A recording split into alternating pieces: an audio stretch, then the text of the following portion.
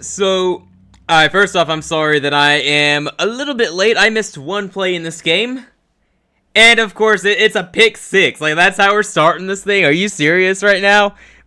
I mean, come on, man. I know the Bears are great at getting takeaways, but that is crazy. Holy crap. Welcome in, everybody. How's it going? So glad we could boot the stream up here. Sorry that I missed the first play. Couldn't live react. I reacted to it very animatedly. I just was not live. I was setting up. I would have been live on time, but I did not have the thumbnail ready beforehand, so I had to get that done, and then I could boot up the stream. Good grief, man. We start with a pick six in this game. Hopefully that doesn't mean it's going to be a blowout or anything. Like, I'm here for a good game, man. But that is not a good start for the 49ers. A lot going on for this game. This matters a ton, really. Seriously, the winner of this game has a chance to be the 1 overall seed in the NFC when all is said and done. I don't know that that'll necessarily be the case, but that is something that both teams are still in play for. So we will see how that goes. For the 49ers, it's as simple as winning their next 2 games. They win tonight, and then they beat the Seahawks next week. Boom, they're the 1 seed. The Bears still need a Seattle loss, so they will be big 49ers fans next week. Purdy, we got play action here. We'll see. He is going to, wow, badly overthrown there. A little bit of contact there. It looks like they're not going to call a flag. I probably wouldn't have, but, you know, 49ers fans definitely wanted a flag there. Purdy, not looking good so far, to say the least. So it was a bad interception, a bad pick six, and that was a bad overthrow. 2 throws in, he looks rattled, man. The Chicago defense coming to play early on. We'll see how long that lasts. This 49ers offense was outstanding a week ago. We reacted to that on Monday night against the Colts. I mean, every time they had the ball, they were scoring. So, obviously, not the case here. Every time they've had the ball so far, somebody has scored.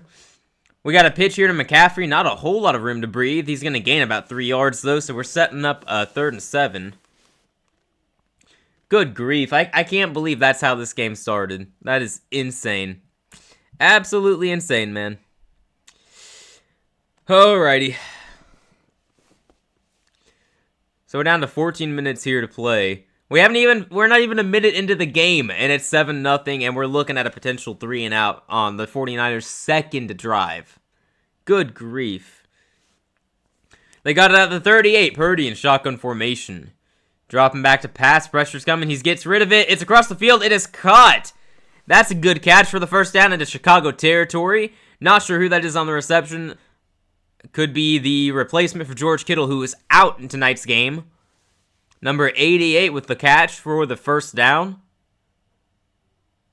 I don't know who that is. I'm guessing that is the backup tight end. Good for him getting some time to play tonight. With George Kittle being out, obviously will impact this offense, but they are very capable. They've got some good pass catchers out there. Looking for Ricky Pearsall and Juwan Jennings to have a big impact in this game as well, if the passing attack can get going. We got a handoff to McCaffrey here. He's got a little bit of room. Good stuff from McCaffrey. Gets about 9 yards there. Close to the first down, but just shy. Alrighty. Good grief. Man, oh man. Alright, they're talking about Purdy and his great performance last week. Man, none of that's going to matter if they can't play today. They got to get it going here. I mean, I don't know the last time I saw a game start with a pick six. I'm not sure if I've ever seen a game. I'm sure I have, but that's crazy. They got it at the 35. Purdy under center takes the snap. He's going to turn around and give it to McCaffrey, who's going to... Oh, he might not get that. I thought surely he's getting the 1 yard he needed, but I don't think he did. Bears defense all over that one. It's almost like they knew he was going to get the ball. It's crazy. We'll see if they give it to McCaffrey again. Oh, never mind. They gave him the first down. Initially, they called it short on 3rd and 1. Looks like they do give him the yardage for the first down. Okay. Okay. My human eyes disagreed. But okay, they'll take it. 1st and 10 for the San Francisco 49ers now. Got it up to the 34 of Chicago. Player in motion, Purdy under center, takes a snap, dropping back to pass. He's got time. He throws. It's a check down to McCaffrey, but it is tipped at the line. Incomplete. 2nd and 10 coming up. Good play by the Bears defensive line, getting their hands up, making life difficult for Purdy so far. The thing about the 49ers offense, as effective as they often are, they are also very basic. You expect McCaffrey to get the ball half the time, whether it's a handoff or a simple check down. I mean, it works, but it's also very predictable, so if the opponent's personnel can match up well against you and stop what you do most, it's going to be a lot tougher, and so far, it looks like Chicago is doing a good job of that. Purdy on 2nd and 10, checks it down pretty quickly to the backup tight end, Tongs. Gets 8 yards in that one, setting up 3rd and 2. Big question here, do they hand it off to McCaffrey? Do they pitch it to him? Do they go play action? They got options here on 3rd and 2. I'm guessing the predictable thing here is they hand it off to McCaffrey. That's what they like to do. I don't know if that makes it the right thing to do. I'd say probably you give it to McCaffrey here, but you also be prepared to go for it on 4th and short. So run a hurry-up offense here. Like, hand it off now. If you don't get it, you are going for it immediately. Purdy under center. See what they do. They fake the handoff. He's going to have to throw. He does. He's going for it. It's caught. It's caught at the 2. Maybe the 1. 1st and goal, San Francisco. They decide to throw on 3rd and short, and it pays off. But hold up. We got the ugly yellow. Got the flag on the field. Let's see what it is. Okay, they called defensive holding. They're going to decline that penalty. It is 1st and goal, San Francisco after that. What a play. Goodness, man. I mean, that's DeMarcus Robinson on the reception. Brisker in coverage. He just has him beat, it looks like. He went up and snagged it. Great play by Robinson there. Good grief, man. Alright, on 1st and goal, Purdy looking to throw. He throws wide open. Good grief, wide open. It is the tight end Tongs in the end zone. Gosh, man, no one is near him. That is a touchdown. San Francisco on the board. Way to respond after the opening pick 6. Man, we got a game. We've got a game. I'm expecting a lot of points tonight. This is good. And dang it, I should have started Tongs in fantasy. I had George Kittle as my starting tight end in fantasy football, and I decided, well, I had to get a replacement, and it was between Tongs and Colston Loveland, and I decided to go with Loveland. We'll see if that backfires or not, but so far, it looks like a bad decision. PAT is up and good. We have a tied game here in San Francisco. 7-all. Only 4 minutes into this thing. It is tied 7-all. Good grief. Oh, man. Alrighty. Look, I don't have a particular rooting interest. If I were to root for somebody, it would be Chicago. I would rather see the Bears win this game. I don't know, I just think that's more interesting, and I like them more than I like San Francisco. But ultimately, as usual, I'm just hoping for a good game. That's what I would like. I want a good game here. We will see. So far, it's a good game. We start with the pick 6, and then San Francisco opens up with a touchdown on their second drive. It's 7-all. We haven't even seen Chicago's offense take the field, and we've had 2 scores. So looking forward to seeing what happens when that offense takes the field. That's one of the bigger question marks to me personally, is how does Chicago's offense look against this 49ers defense? Because a week ago, Monday Night Football, the 49ers defense let Phillip Rivers just absolutely shred that secondary. So I would imagine, and this is no disrespect to Phillip Rivers, but I mean, he's a grandpa. He's 44 years old. He can sling it, but if he currently is able to go for over 200 yards against that defense, I would imagine Caleb Williams can also do that. The other part of it for Chicago, though, is they are a very run-heavy team, definitely a run-first team, the way they run their offense with Ben Johnson calling the plays. And that's going to be a big question in this game. Can they establish the run? Can they move the ball on the ground? Or is it going to be slow going for them and they're going to eventually have to rely on Caleb Williams through the air? I don't know. I have no idea if they're going to be able to run the ball in this game. I trust in Ben Johnson, so I would imagine that they'll have some success running the ball, but probably not immense success. It'll be interesting to find out. Bare minimum, I think they're going to be able to move the ball through the air, but I'm guessing they're not going to try to initially. I don't think that'll be their primary goal. I think they're going to try to establish the run game, and I think that's what they should do, as that's their identity, so they may as well try to do that. See if they can be the more physical team. But we'll see. We'll see. Man, a lot of good stuff so far. A lot of good stuff so far. Well, this is a game we've had circled all season, just hoping that it'd be a good game, hoping it'd be meaningful. So far, it certainly is. This is a good game. Alrighty. resuming the game here shortly, it seems like. Alrighty. So the Bears offense will take the field. Caleb Williams trying to lead the offense here. You got DeAndre Swift, the starting running back. You got Kyle Monangai, the rookie running back up to Swift, but getting a lot of touches, and it's working well. You got DJ Moore. You got the rookie tight end Colson Loveland. Rookie receiver Luther Burden has been playing better lately, getting more action. Cole Kmet, a decent tight end too for them. Who am I missing? Is Roma Dunze playing tonight? I don't think he is. I think he may be out this week. But don't take my word for that. I don't actually know for sure. But I didn't see his name come up positively anywhere. Let me get on Twitter real quick. Make sure I don't miss anything. One thing that, as a Panthers fan, that I'm also watching tonight for is to see how this will affect the schedule next week. Because the 49ers, if they win tonight, will be playing for the 1 seed next week. Chicago is going to return it near the 30. So if the Niners win tonight, they have a showdown next week for the 1 seed, and I would imagine they get the Sunday Night Football spot. If they don't, then I would assume it goes to the AFC North Championship. I don't know what's going on with the NFC South Championship. I'm guessing that'll be Saturday night or Saturday afternoon. It just depends on if San Francisco wins tonight or not. I don't know that for a fact. That's just my guess. Chicago's offense taking the field here at the 29. Let's see what they got. Starting with an empty backfield for Williams. Here we go. Gonna take the snap. Pressure comes. He throws. It's going to be a short completion to 85, the tight end. Cole Kmet with the first reception of the game for the Bears. Slight surprise there. I'm guessing not many people had that. Alrighty. Caleb is an absolute playmaker. I know he gets a lot of criticism. Also gets a lot of support. We try to keep it real around here. We like to dish out criticism and support. I've been a Caleb Williams fan since his college days, so I'm not going to flip-flop on that. But he also needs to get more accurate. He needs to be completing more of his passes. I'm not concerned about him, but that would be one problem he has. And this one's batted. Good grief. 92 got up there, put his hand up, and blatted it down. Ugh. 3rd and 3 coming up after that. That's tough for Williams. I think he had the guy open, too. But Elliott, the defender for San Francisco, got his hands up. Good play. Good play by the defense. Oh, man. Anyway, Caleb, he is an absolute playmaker. He can improvise. He can scramble. He can make some jaw-dropping throws.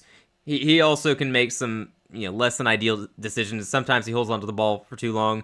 It's the growing pains for a young quarterback, I think he's going to be one of the best in the league. He just has to get there. It's amazing that they're even this far along, honestly. Williams at 3rd and 3 has to make a play. What has he got? He throws. It is... Was that picked? Or was it caught? I don't know what the 49ers defense is saying there. It looked like they were celebrating. They got a flag in the field, too. What just happened? I couldn't see the ball. I couldn't see the ball. It was on the sideline covered by 49ers defenders blocking my view, man. But it sounds like the Bears receiver who caught it went out of bounds before catching it. So it's going to be on the Bears, and the penalty will be declined. So it'll go back to San Francisco here. The Bears offense didn't have that good of a first drive, unfortunately for them. Okay, they say no foul. They pick up the flag, but it is still 4th down for Chicago. 4th and 3, I would assume they're going to punt here. It's way too early to go crazy on 4th down. Hello, Steve. Poor Fernando Mendoza. He needs to find a house in Las Vegas. Prayers to him. Yes, prayers to Fernando Mendoza. Yeah, that's tough. Hey, on the bright side, he's going to get to throw to Brock Bowers. I think Mendoza's going to love that, and he's going to have Genty, who I still think is going to be a very good running back if Vegas ever gets an offensive line. It's not the end of the world. Could be worse. And the punt here for Chicago goes into the end zone, so San Francisco, no big deal there. Hello, Joel. Bias and heartbreak aside, Panthers are clearly the better team and more deserving than the Bucs. Time and time again, we've beat the biggest teams in the NFC. I would agree. I completely agree with all of that. And yet, it does not matter if we lose next week. The NFL is cruel like that, huh? Absolutely crazy how that works. We're obviously the better team. Sometimes the better team doesn't always win, though. Even if we lose next week, I will agree. We are the better team. Mendoza would have a better time in Vegas than with the Jets, I'll tell you that. Oh, absolutely. He's got to be so glad it's not the Jets who get the first overall pick. Although we are assuming the Raiders don't choke it away next week against the Chiefs. As funny as that would be, it'd be kind of sad. I'm kind of rooting for the scenario where the Raiders beat the Chiefs next week and we have like 4 or 5 teams finish 3-14. No idea who gets the first overall pick in that scenario. Mendoza just has to hope the Raiders lose next week, honestly. That's probably his best case scenario, actually. I know we're saying, oh, poor Mendoza, he has to go to the Raiders, but I mean, it's the Raiders or it's the Jets or, I mean, who else would have drafted a quarterback first overall? It wouldn't have been the Titans or Giants. I don't think Arizona has a way to get the first overall pick, but if they were in the discussion, I guess that wouldn't be so bad for him. Can still get deals at 2 with Dante Moore, absolutely. Yeah. Or maybe Ty Simpson if he continues playing well in the college football playoffs, because if he does, then his name's going to shoot up the draft boards again. I still don't believe in that, but it is something that would happen, I'm sure. We'll see. We'll see. Yeah, I don't know. Yeah, I'm guessing the Raiders get the first overall pick, and I'm guessing they go Fernando Mendoza, the generally believed to be top quarterback in the draft class. Imagine saying that preseason, I wouldn't have believed it. But watching the Giants this offseason should be a lot of fun. Like if they play their cards right, they could be next year. They could be this year's Patriots, or they could be next year's Patriots. Is what I mean. You know, what the Patriots were this year, they could be that next year. They got to make the right moves, fix up that offensive line, add some help on defense. Definitely, hire a good coach. That would probably help a good bit, you would think. They haven't done that in a while, though. Yeah. Be fun to watch, though. All right, we got 1st and 10 for San Francisco. Tied at 7, 10 minutes in the game, or in the first quarter. Or only 5 minutes in, we've already seen 2 scores. Pretty crazy stuff. For anyone unaware, this game started with a Brock Purdy pick 6. So, yeah. There you go. They got it at the 20 here. McCaffrey in motion. Purdy takes the snap. He's got good protection. He throws for the first down. It is caught at the 31 in traffic. That is the tight end Tongs again. Filling in for George Kittle in this game, and he's doing a great job so far. I think he's up to 3 or 4 catches already. And he got the touchdown. Good grief. I should have started him in fantasy football. Dang it. Dang it, man. I'm watching live tonight realizing I made a colossal mistake in fantasy football. Yeah. Because my starting tight end was George Kittle, and I had to pick up either his backup or Colston Loveland, and I went with Loveland. And so far, that's a bad choice. McCaffrey gets the carry here, only 1 yard. Maybe not even 1 yard, probably just a half yard there. 2nd and long coming up. Yeah, I'm going to spend the rest of the stream just bitterly wishing I had started the other tight end. It probably won't even matter anyway. I think I'm likely losing anyway, considering my opponent has Puka Nacua playing tomorrow, and that probably won't go well for me. So, yeah. Oh well. Yeah, Tongs, the backup tight end who's starting in place of George Kittle, has 4 catches for 38 yards already and the touchdown. Good grief. All right, Purdy looking to throw in this one. He's got great protection. Now pressure comes. He avoids the sack. He's running. He's going to gain about 4 yards. Good effort by Purdy. We're looking at 3rd and 6 coming up. Okay. All right. Bears have got to get him down, man. It's looking like the Niners' offensive line is winning the battle in the trenches early on. Seems like Purdy has been getting pretty good protection, good time to throw. We'll see what happens here in 3rd and 6. Maybe the Bears dial up pressure. Down to 8 minutes in the first quarter. Here we go. 3rd and 6. Under 8 minutes to play now. Shotgun formation. McCaffrey the back out there. Purdy dropping back to pass. They do bring pressure. McCaffrey, the ball is batted down at the line. Incomplete pass. 4th and 6. The Niners are going to have to punt. Good grief. Great play by the Bears defense there. They're going to get off the field and give their offense a shot to take the lead here. Goodness, man. He went up there and got that. Bears defense playing very well overall.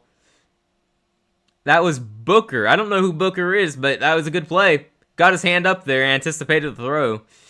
So the Niners are going to punt. Bears looking to get a return here. Devin Duvernay, the returner, apparently. See what we get. He's got the punt up and away.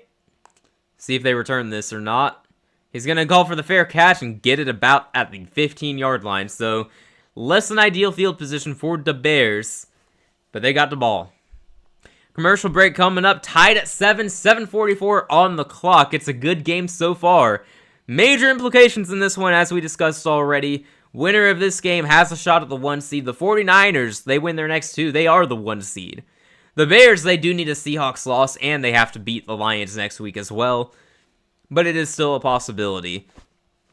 But also for the Bears, there you want to stay ahead of Philadelphia, ideally, if possible. Or maybe they don't. I haven't thought about this yet, but do the Bears want to play the Packers in the playoffs? Because the Packers are already locked in at the 7 seed. They cannot move above or below 7. If the Bears get the 2 seed, that's who they face. Would they rather face the Packers or an NFC West team as the 6th seed? I'm guessing they'd rather face the Packers, but I don't know. If I were a Bears fan, I would not want to see the Packers again, because I would hate... I mean, on one hand, it would be great to beat them and be able to hold that over them all offseason. Yeah, hi, I beat you. You're my rival and I beat you, you know, that sort of thing. But I would hate to lose to my rivals in the playoffs as well. The last time my team was in the playoffs, it was a loss to the team I hate the most, the Saints. So, I've lived that. That was not fun. But, I don't know, maybe Bears fans feel differently. I don't know. It's not something I've thought about a whole lot. It's just something I'm thinking now. Since the Packers are locked in at the 7, if the Bears stay on their current trajectory and get the 2 seed, that's who they'd play. So, I don't know. Something to keep an eye on. Eagles fans should be watching this one closely as well. They have no shot at the 1 seed, but they could get the 2 seed if Chicago starts losing games. Philadelphia will be rooting for Detroit next week as well. You think Sunday night primetime is better than the Saturday games? If that's the case, I feel it would make better sense to put Hawks versus Niners then. Yeah, I think the Sunday night football game is probably the more prestigious of the two. And I think that'd probably get more views as well. Personally, I hope we get a Saturday game, because I can guarantee you I will be able to stream the entirety of the Saturday game. Cannot guarantee it Sunday. I probably could, actually. Yeah, I don't know. For some reason, it's in my mind that Saturday is easier for me, but I don't really care strongly. It's cool to even be in a spot where we could be flexed into a, major time slot and have attention. On the other hand, it would also make it even worse if we lose, so. If the Niners win tonight, it'll be 49ers Seahawks as Sunday Night Football next week to end in the regular season. If not, then I'm guessing they'll do Ravens Steelers. I don't think they're going to give us a Sunday night game. At least we'll get one of the 3. Yeah, at least we'll get one of the 3. I would be fairly surprised if we don't, right? Like, what else is going to have that much pull and get that many viewers?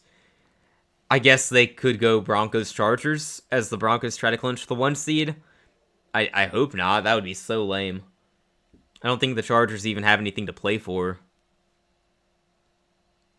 But okay. 2nd and 8 for Chicago after the 2-yard gain on first down. Williams under center. Here we go. Takes the snap. It is going to be the handoff. He's got some speed, but only going to get about 3 yards. We're looking at 3rd and 4 coming up. 3rd and 3, 3rd and 4, 3rd and 5. Depending on where they mark him. Just so long as it's not one on Sunday. The funny thing, I'm sitting here thinking I hope we get one of those time slots. I think it'd be really cool. I'm all here for it. On the other hand, we do better at our normal Sunday time slot. So maybe we should actually hope for that. I don't know. It probably doesn't even matter, but we'll see. I think it'll be really cool to have a cool slot like that. Williams, short completion. Oh, it's dropped. I thought Moore had it. DJ Moore couldn't bring it in, the former Panther. I was told that we shouldn't have traded him away. I'm sorry. I'm one of the few Panthers fans who didn't have a problem trading away DJ Moore when we got the 1st overall pick. I had no issue with that trade, actually. I thought it was nice that we were finally taking a real shot at getting a quarterback instead of signing guys like Bridgewater, Darnold, Baker. I was one of the few who was really happy with the trade. How the trade is played out, that's a different story, because Chicago's obviously, if I'm being honest, they've won the trade. We haven't lost the trade, but they've won it, if that makes sense.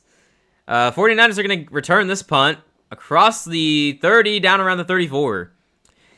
Yeah. Yeah, the jury's still out on whether or not we lost that trade with the Bears. Like, they've won it because they've gotten a great return, but we haven't won or lost our end of the deal yet. It kind of depends on how far Bryce can take us. Yeah, and his performance today was not exactly inspiring, unfortunately. It's not all on him, but it was not good. Hopefully he can do better for us next week. And we need that 300-yard game from Bryce to close out the year against Tampa. Let's get it. If Quinn Ewers can beat up on that secondary, Bryce Young should be able to as well. 1st and 10, San Francisco at the 34. Tuning back into this game here. Purdy under center. McCaffrey in the backfield. Hands it off to McCaffrey. He makes a guy miss. He cuts. He's going to get the first down. He's still going across midfield. The 40, 35, 30, 25-yard line for McCaffrey. Down around the 23. What a run, CMC. My goodness. I think that may be his longest run of the year. Christian McCaffrey. Good grief, man. From the 34 of San Francisco, makes a cut, goes left, makes another guy miss, outruns so many defenders. Good grief, that is elite moves from Christian McCaffrey. Gosh. Now, I was just talking about how I didn't mind trading DJ Moore. I never thought he was the elite wide receiver one everyone else made him out to be, and I feel like his time in Chicago has validated that stance. McCaffrey, I wish we hadn't lost. I wish we hadn't traded. I maintain my previous stance. It made sense to trade him at the time. Still sucks. Wish we hadn't traded him. What a play by McCaffrey. What a play. And we got a Bears defender injured, it looks like. Hopefully not too badly hurt. That is right. Looks like he was in a collision with one of his teammates. That sucks. Keep an eye on him, see if he's alright. That was a 43-yard run for Christian McCaffrey. Good grief, man. Alrighty. Ball at the 25. They're going to give it to Robinson here, letting McCaffrey breathe. And Robinson gets a first down. Down inside the 10-yard line. 15 yards for Brian Robinson. Good grief. The 49ers run game is getting going. If they can run the ball, you're not stopping this offense. That's been one of the few weaknesses of the 49ers offense this year. They're not all that efficient in the run game. But last week, they were able to run all over Indy, and that enabled their passing game to do better as well, in my opinion. We may be looking at the same thing here tonight. 1st and goal from the 10 now. Robinson in the backfield, Purdy under center. Player in motion, Purdy takes a snap. He's going to fake the handoff, play action, rolling out left. He may be running it himself. He is running it himself. He's going to go all the way. Brock Purdy from 10 yards out runs it in himself. Touchdown, San Francisco. My goodness. Brock Purdy's got wheels, man. He can do it himself. It's a 2-play drive for the 49ers. So we start the game with a Brock Purdy pick 6. And within 10 minutes later, it is going to be a 14-7 lead for the 49ers. Wow. Chicago's offense better wake up because their defense isn't helping them out a whole lot aside from that pick 6. They're not getting stopped so far. Good grief. Gutsy play by Purdy. Good field vision by him, too. He didn't even hesitate. He saw the green in front of him and took off. A lot of quarterbacks would have hesitated and tried to make a play through the air, but he took off. PAT is good. That makes it 14-7. Good grief. Alright, we'll see how Chicago's offense will answer. Because that's brutal, man. That is brutal. And as a reminder, this does have implications for the schedule next week. If San Francisco wins tonight, we do believe they're going to get the Sunday night game next week against Seattle. And that would be one heck of a game. I can't deny it. If the 49ers win tonight, that should be the Sunday night game next week. I would agree with that. But still a lot of ball left to be played. We are, after all, only in the first quarter still. Doesn't feel like it, honestly, but it's true. All right. Let's check out Twitter here, see if we missed anything important. Oh yeah, the broadcast mentioned it. I didn't because I was ranting. Trent Williams is questionable to return with a hamstring injury, which that sucks. Star left tackle out of San Francisco. Keep an eye on that. They do have to announce the Saturday games tonight, by the way. At what time, I do not know, but it is confirmed that they do have to announce them tonight. So we'll keep an eye on that. Maybe that'll be announced during the game. You asked Daniel yesterday, but are y'all doing a Pro Bowl reaction video in the future? I have not thought about the Pro Bowl whatsoever, except to complain about it, because Derek Brown not being a Pro Bowler is absolute crap, and I am very displeased with that. I know the Pro Bowl is a joke, but still, how about some Derek Brown respect? I mean, come on. Anyway, the Pro Bowl's just been a joke for years now, so I've not really thought about doing anything related to that, but maybe we will. I don't know. I'll talk to Daniel about it, see what he thinks. I don't feel strongly about the Pro Bowl in any positive way, so I wish we hadn't had all these changes to it.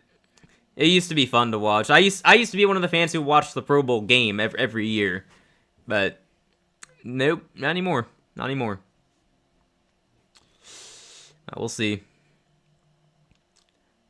That'll be fun to figure out what to do, though, between the Conference Championship and Super Bowl. I don't know what we'll do that week. Obviously, breaking down the Super Bowl. Definitely do that, just like, everyone else. Gotta break down the Super Bowl, man. I'm still gonna say it'll be Rams-Patriots. I think I'm gonna stick with that for now. Just don't trust most teams. Man, I would be more interested if we had more Pro Bowlers. Honestly, I think it's correct for us to have two. I would say JC and Derek Brown should be our Pro Bowlers.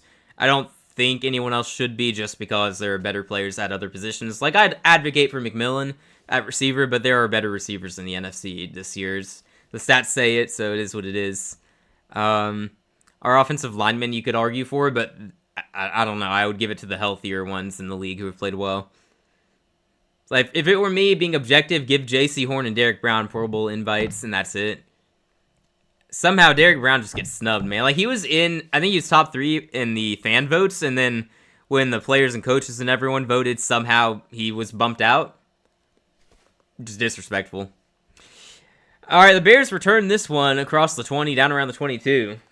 We'll see if their offense can finally get going. We haven't really seen anything from them yet. It's been a rough start for them so far. We will see. We will see. Hopefully they can get it going here, because I wouldn't want this to get ugly. If they go 3 and out again and San Francisco scores again, I mean, that's 21 unanswered in that scenario. I'm not saying it'll happen, but we are watching for it. We don't want that to happen. Ball at the 23 here. Williams under center. Here we go. He's going to take the snap. Fakes the handoff. We got play action. He's got all day. He throws across the field. It is tipped by the defender. He had Loveland open. Couldn't connect there. That's going to be 2nd and 10 now. Fortunate that wasn't tipped into the arms of a defender as well. That very easily could have been, but it wasn't.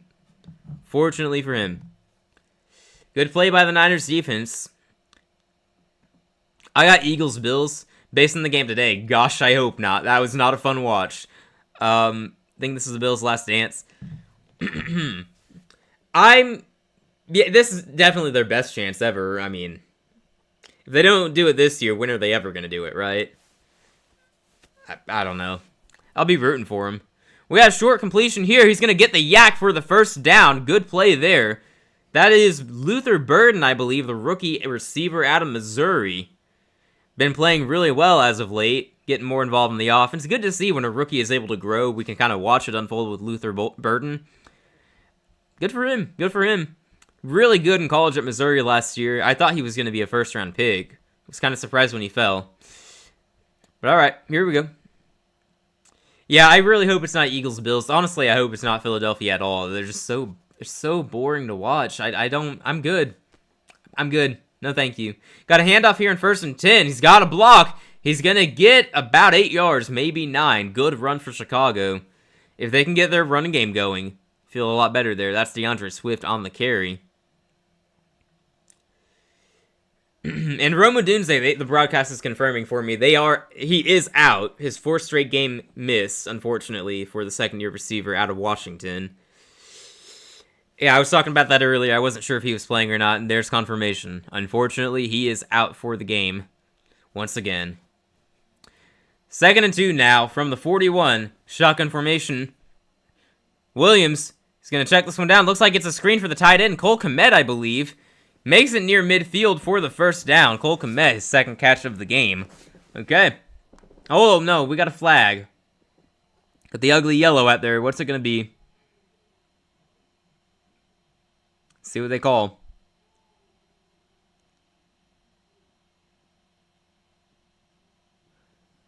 Ooh, okay, they got the defense, San Francisco, for a personal foul, illegal block below the waist. So that's going to bring them upfield a little bit more for Chicago. Good for the Bears. Tough luck for 49ers. Can't do that, man. You can't do that. Alrighty, well, Chicago, they got to capitalize here. They are finally moving the ball on offense. They are trailing in this game now. They got to be able to put some points on the board here. They are getting the ball moving. They got a penalty there. They've got to capitalize. We'll see. Cole Kmet, man, I wasn't expecting him to be too involved. I know the 49ers defense isn't all that great against tight ends. I thought that meant big things for Colson Loveland in this game. So far, it's Cole Kmet having a bigger impact. Williams dropping back to throw. He throws deep. He's going for it. He's got a guy. It is a touchdown, Chicago. My goodness. Chicago back on the board. Williams airs it out. Luther Burden. We were just talking about him. The rookie out of Missouri in the end zone. Beats his man there for the touchdown. Just wide open. Chicago answers back with a strike of their own. Good stuff. Let's see that replay, man. Burden looked like he just outran the 49ers secondary. I mean, he just cleanly had him beat, and Williams on the money there. Great throw from Caleb. And he was like, he had to deliver that throw right when he did. If he was a fraction of a second late on that, he gets hit, and there's no throw. Good grief. What a play for Chicago. PAT is up and good. We have a tied game. So far, this game is living up to what we thought it'd be. Oh, hold up. We got a flag on the field here, so we'll see if the PAT is still good. See what the officials are talking about. I have no idea. I didn't see anything.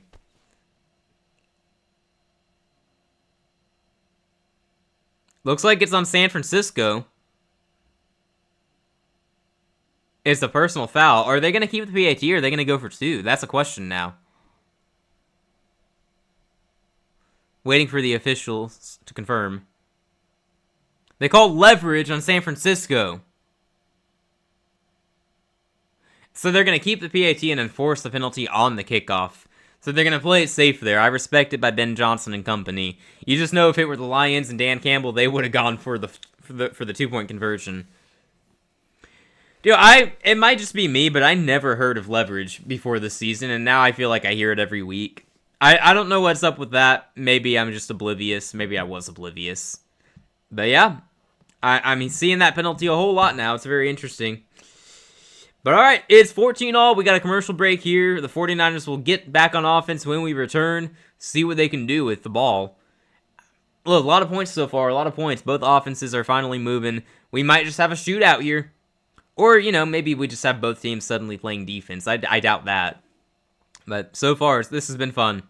This has been fun. It's too bad Daniel couldn't be here for this stream. I'm not sure if he's even able to watch this game. I think he might have to just straight up miss the game. That's sad. Hopefully not, though. Alright, checking Twitter here to see if I'm missing anything.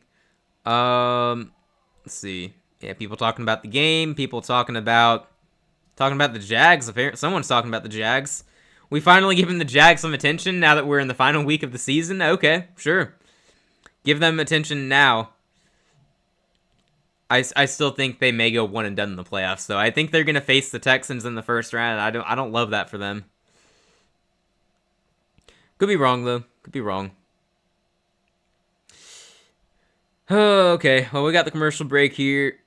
See what happens when we return.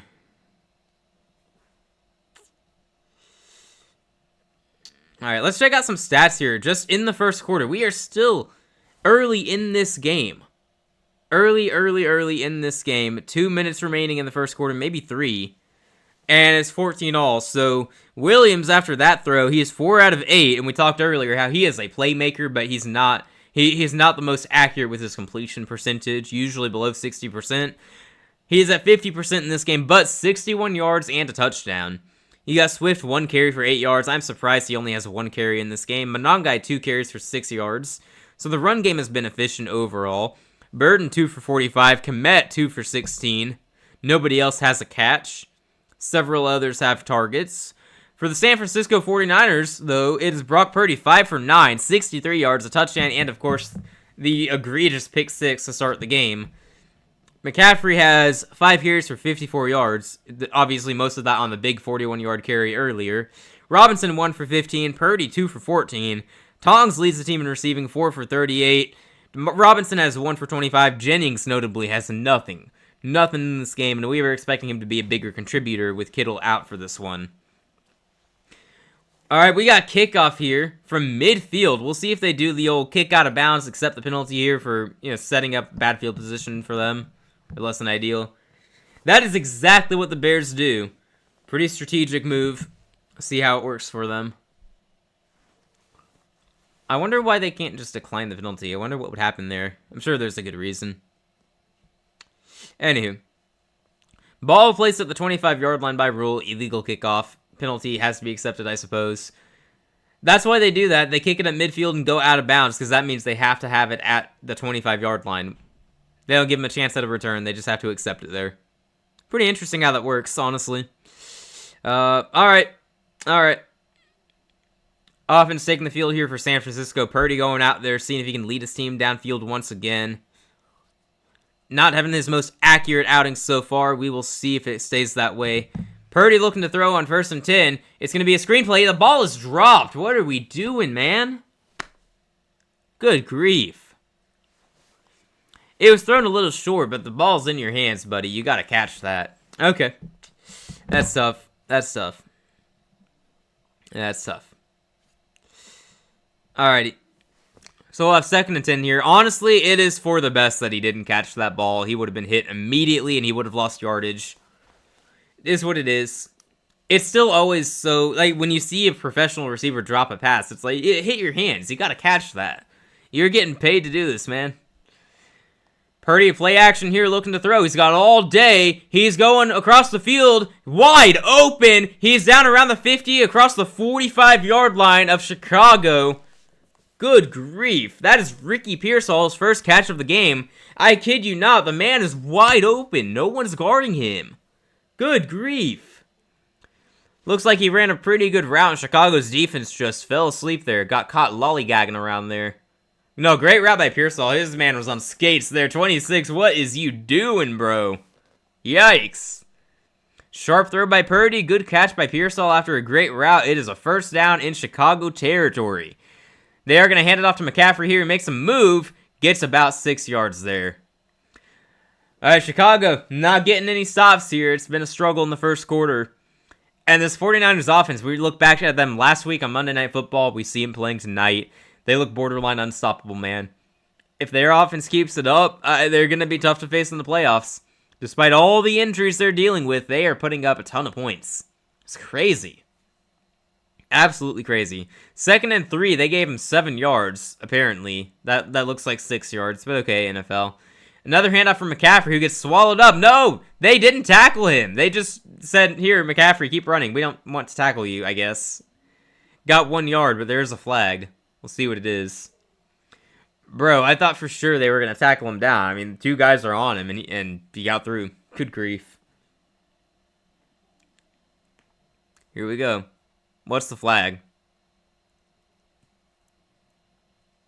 Gonna call holding?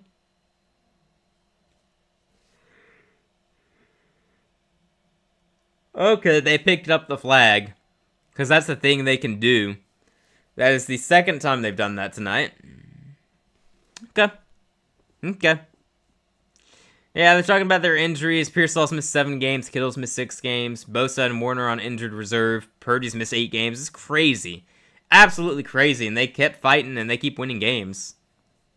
And imagine if this team had a healthy Warner and Bosa on that defense. I mean, they'd probably be Super Bowl favorites. Got a handoff to McCaffrey. No, Purdy keeps it, and he's going to get the first down with his legs. Gains about 4 yards before going down. Let's see where they mark him down. Good grief. No, they are torching this Bears defense so far. My gosh. Down to a minute remaining here in the first quarter. They're talking about Kittle right now. Out for tonight's game. His backup playing very well in his place. Sounds like they expect him back next week, which is good, because if they keep going tonight, they keep on this pace, and they win this game, they're playing for the 1 seed next week. It's a pitch to McCaffrey here. He's not going to gain anything.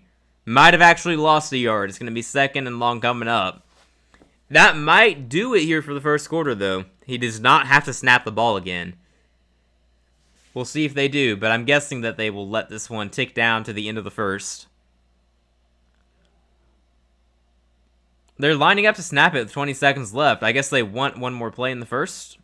We'll see if they actually snap it. They may be just trying to get a penalty here. Yeah, I don't think they're snapping it. Yep, that'll do it for the first quarter. They do not snap the ball. Time ticks down. 14-14 is your score after 1 quarter. Unbelievably, we got a lot of points. It's not going to sustain, but we are on pace for a 56-56 score in regulation. There's no way that happens, but that is technically what we're on pace for. Just if you go by points per quarter on average. I'm here for it. I love points. Let's get it. Let's get it. Alright, well that ends the first quarter. We've already looked at the stats. There's not really much more to talk about. We will see what they do when we return to start the second quarter. Chicago's got to find some answers, man. They have not been able to stop the run very well. They've not been able to stop Purdy through the air. And remember, this is San Francisco's passing game without George Kittle, too. But one of the big problems so far has been the 49ers offensive line is winning in the trenches. So when Purdy drops back to pass, he's got plenty of time. And if you give him plenty of time, one of his many pass catchers is going to get open. As opportunistic as Chicago's secondary is, and they proved that on the first play of the game, can only do so much, man. Those guys are going to get open, and that's what's been happening so far. Purdy's had time to throw. He's found his guys open, and he's made plays. There have also been plays where he didn't find guys open, and he was pressured, and it resulted in an incompletion or a turnover. Chicago needs to dial up the pressure more. That's what I'm seeing here. But we'll see what they believe. We'll see if they make any adjustments here between quarters. So far, it's a great day for the Niners offense, a great day for the Bears offense, and opportunistic defense. Yeah. Alright, let me check Twitter here, see if I'm missing anything, see if we got any injury updates or not. Or schedule updates too would be great, but there's nothing so far. Yeah,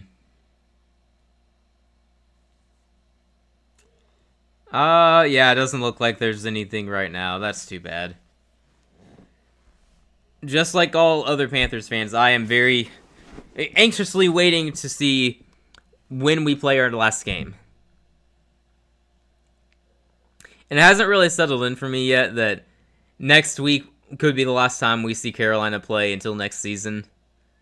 Obviously, we hope and are optimistic that we will win and go to the playoffs, but there is a possibility we lose, and that's the last time we see them play. So that's kind of sad. It's been a great ride. Hectic, unpredictable, and wild, but it's been great. Alright, the broadcast talking about it right now. The Bears clinched the NFC 1 seed with 2 more wins and a Seattle loss next week. 49ers just have to win their next 2. We've talked about this throughout the first quarter. Now we're in the second quarter. Purdy under center. McCaffrey in the backfield. He's dropping back to pass. He has all day. We just talked about this. He throws wide open. It's Pearsall, I believe, for the first down. We were just talking about this. We saw it time and time again in the first quarter. You give Purdy all day to throw. His offensive line protecting him very well. He finds a guy open. It's the same thing, man. These guys are going to get open. Pearsall is a good route runner. Jennings is going to make a play at some point, you would think. I mean, yeah, he just found a soft spot in the coverage there. He's wide open. It looked like zone coverage, and Pearsall just found a spot and sat there and waited. All right, Purdy's going to hand this one off to McCaffrey. Oh, he's inside the 10. He's going to go down around the 5-yard line. McCaffrey with the speed and burst, setting up 1st and goal, San Francisco. Good grief. McCaffrey's over 70 yards in this game on the ground. I mean, that's just ridiculous. I feel like this is simply a continuation of Monday Night Football for the 49ers. Right, that's what we're seeing so far. It's the same thing. My goodness. 9 carries for 77 yards. Christian McCaffrey having himself a night. First and goal from the 5. See what they dial up. I'm guessing a handoff or play action. It is a pitch to McCaffrey. He's got blocks. He is walking into the end zone here. Touchdown, 49ers. Christian McCaffrey gives him the lead. CMC with the TD is first of the night, I believe. That's good grief. The Bears defense, man, they cannot get a stop. Their offense is going to have to keep answering, though. I mean, they put Kyle Juszczyk in motion, the fullback. He came over and blocked for McCaffrey. And there's no hope for the Bears defense. Like, they were caught completely off guard. Like, genuinely, McCaffrey could have walked into the end zone there. Just a great run call, great design, schemed up brilliantly as always. PAT here is up, and it is good. That makes the score 21-14. 49ers offense is looking unstoppable right now. All right, man. Making me more excited for the showdown next week. Seahawks 49ers for the 1 seed. That's going to be Sunday Night Football if this keeps up. And I'm guessing they'll give Ravens Steelers the Saturday night game, and we'll probably get the afternoon game. I think that's what they're going to do. Probably. A lot of it depends on this game, though. We'll see. We'll see. What a game it's been so far. Alrighty. Let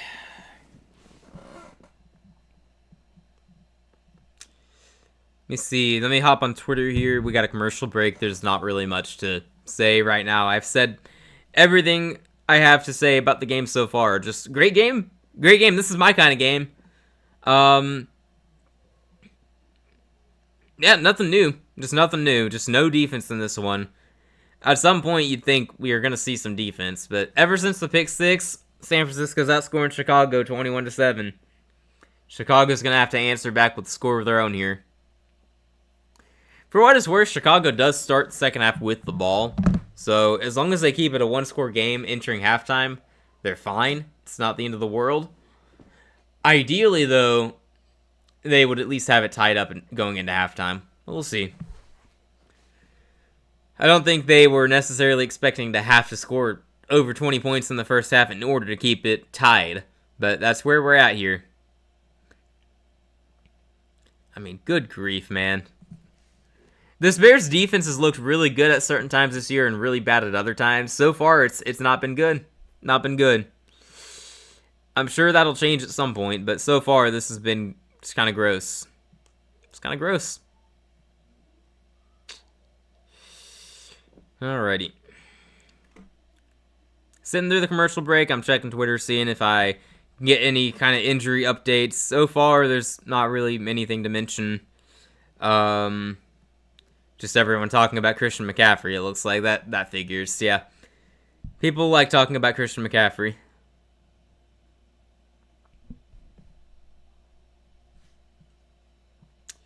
Alright, looks like I haven't missed anything yet. We can resume the game here. The commercials have ended. See what happens when we return to the game shortly.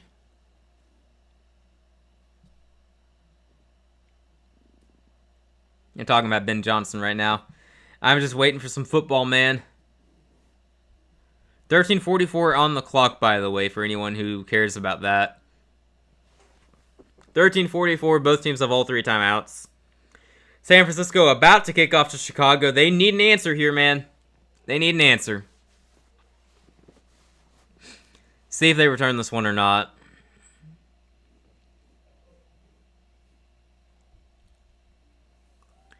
Alright. Man, right about now, I'm wishing Daniel had been able to join me tonight. Alright, we got kickoff here.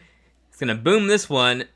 And no return. Kneels it down to the end zone for the touchback. Probably a wise decision based on where it was kicked. That's cool. That's cool. Alright, so we got the Bears offense going out there. Last drive, they were able to establish some movement on the ground game. They were able to throw the ball through the air. Williams made a big play in the end, airing it out to Luther Burden.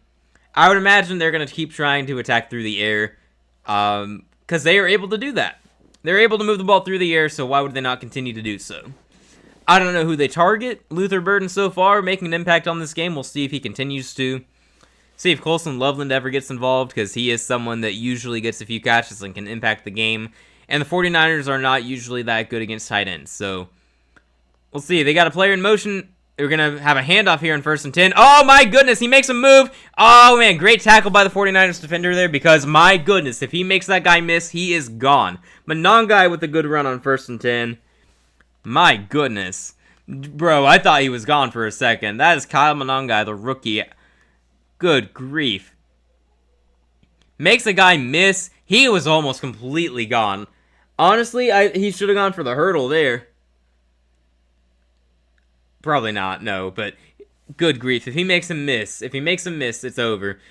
Williams dropping back to throw. He checks this one down to Monongai, who makes a guy miss, uses his speed, and gets the first down on back-to-back plays. Down around the 37-yard line of San Francisco. No defense in this game, you guys.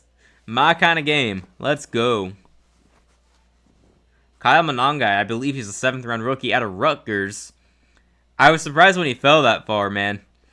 But he's been really good for Chicago. Bears fans were talking about him in the offseason.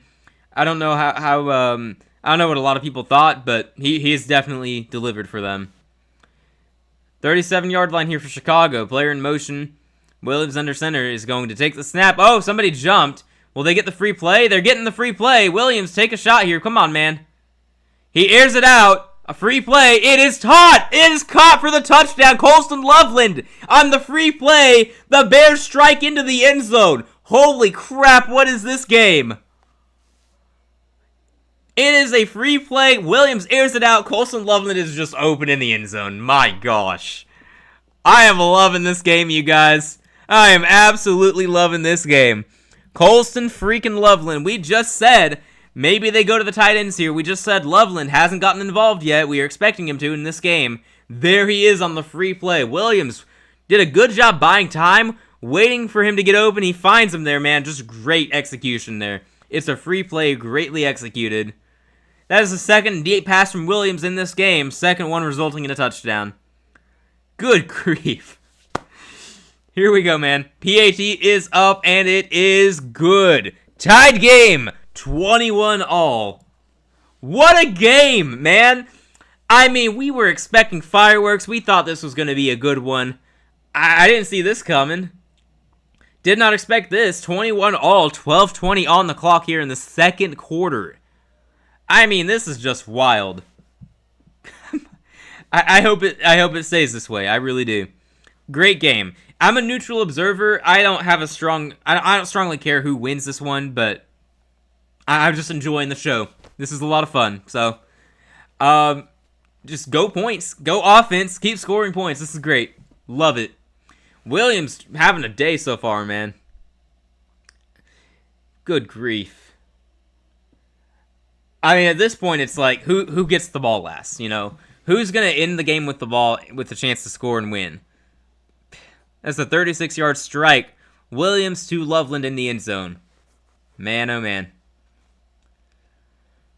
I mean, is anyone going to get a stop on defense? That's our big question right now. There's not a lot of defense in this one, which is so... It is stunning to be saying that when the game started with a pick six. We started with a pick six, and so far, we're still saying, nope, not much defense in this game. It's crazy. They keep this up, it'll be game of the year, man. Alright, we got kickoff here. San Francisco returning this one across the 25. Gets hit pretty quickly, though. Going to go down around the 27-yard line. Alrighty. Good job by the Bears special teams, not letting him get any further than that. So Williams, with that, is up to 108 yards in this game. 6 for 10. Pretty comparable numbers. Purdy's 7 for 12, 106 yards. Both players have 2 total touchdowns. Of course, Purdy also has an additional touchdown that went to the other team. So, if you had to ask me which quarterback has been better, the answer must be Caleb Williams, statistically speaking. Alrighty, here we go. San Francisco's offense on the field once again. We'll see if they get another touchdown. Purdy going to hand this ball off to McCaffrey. Going to gain about 4 or 5 yards. Kept fighting forward. This game is nuts. This game... I mean, what are you supposed to say at this point, man? Just enjoy the show. Like, I'm trying to react and commentate to this. Like, something's always happening. There's nothing new to say. It's just all the same stuff. It's crazy. Both of these defenses have been inconsistent. San Francisco obviously quite depleted with all the injuries. The Bears, they're a young, opportunistic defense. They make plays a lot of the time, as we saw to start this game. They also are very vulnerable. Purdy throwing wide open here. Tonks, the tight end, for the first down across the 42-yard line. I say wide open. I'm not even exaggerating. He's just wide open. Good play there by San Francisco. Looked like he was going to give it to McCaffrey, but then turns around and throws to Tongs. Okay. All right. San Francisco moving it again. Are we going to get another touchdown? Good grief. I mean, this is going to be like the chaos team in the NFL playoffs, whatever seed they get, because they can go in and score 40 points on you, but you can score 40 on them. You don't know what you're going to get with this team. McCaffrey gets about 2 yards on the carry there. 2nd and 8 coming up. I've had the stance all season that I don't believe San Francisco is going to do anything when they get to the playoffs. If their offense keeps looking like this, like they have tonight and Monday night against the Colts, I mean, good grief, man. You can't trust a lot of things in the NFL these days, but the 49ers offense seems to have earned our trust. Like, this is ridiculous. Maybe it says more about the Bears defense, you could argue, but this Bears defense has had some really good performances too. 2nd and 7, they gave him 3 yards in that. It's going to be flipped to number 9. I have no idea who that is. Is that Sky Moore? He's going to get the first down across midfield. I think that is Sky Moore. Good grief. They're getting creative out here. They fake the handoff to McCaffrey and then flip it back to Moore, who takes it all the way for the first down. Looked like an end-around type of play. Good grief. All that pre-snap motion. Yeah, you fake the handoff from McCaffrey and then you give it to Moore. Good play. Creative play, just what you expect from San Francisco. Honestly, Sky Moore, a very underrated player for the 49ers. He's usually more of an impact player on special teams, but he can step in and make plays like that and get you first downs. Good grief. Ball at the 45 now. Purdy, play action, rolling out to his right, looking to throw. He's going to get sacked from behind. Didn't see him coming. Hard hit. Could have been so much worse. Fortunately, he was not trying to throw at that time. He hits the ground. He eats dirt. Good play by the Bears defense. Finally making a play. He's going to be second and long. We'll see if that matters, though. I mean, that looked like it was a good play for San Francisco. I mean, it was play action, had the defense fooled. Purdy had all day to throw. But the one guy, I don't know who it was, I think Booker, 94, just came charging after him. Yikes. Good thing Purdy was not trying to throw there, man. 2nd and 17 now. Empty backfield for him. See what he draws up. Dropping back to pass. He throws. It is going to be caught by McCaffrey. Just a couple yards short of the first down. That looked like a slant route, or similar to a slant route. McCaffrey with the yak to make it a 3rd and very manageable. Like I said a moment ago, they got the sack. It's 2nd and long. We'll see if it matters. It's looking like it's not going to matter. I mean, they're immediately back in field goal range. It's good grief. Yeah, that's basically a slant route for McCaffrey. Yikes. Such a dangerous player. Goes without saying. Alright, 3rd and 2. We'll see if they hand it off to McCaffrey, who's over 100 total yards in this game with that reception. 3rd and 3 is where they call it. Purdy under center, McCaffrey in the backfield. Here we go. Play clock hits 0. Play is blown dead. It looks like it's going to be a timeout for the Niners. They're going to think this one through. Couldn't get the snap off in time. Man. This game has been wild, man. I don't know what's going to happen. I'm just enjoying the show. I hope you guys are too. Hey, if you're listening right now, hope you're enjoying my commentary, reactions, attempting to commentate and react at least. There's so much happening. I feel like I'm not doing this justice. I'm just trying my best to capture this as a fan. Thank you guys for listening. If you are, appreciate it. If you haven't subscribed yet, by the way, we'd appreciate it if you would. We are trying our best to get to 500 subs by the end of the year. Honestly, not looking good so far, but hey, you guys can help us out. It is a big goal of ours. Hopefully we can get there. We're still going to try our best to do it, even if it's not looking good. Joel, would be interesting if we traded back for McCaffrey or he signs with us one day in the future. I'd be all for it.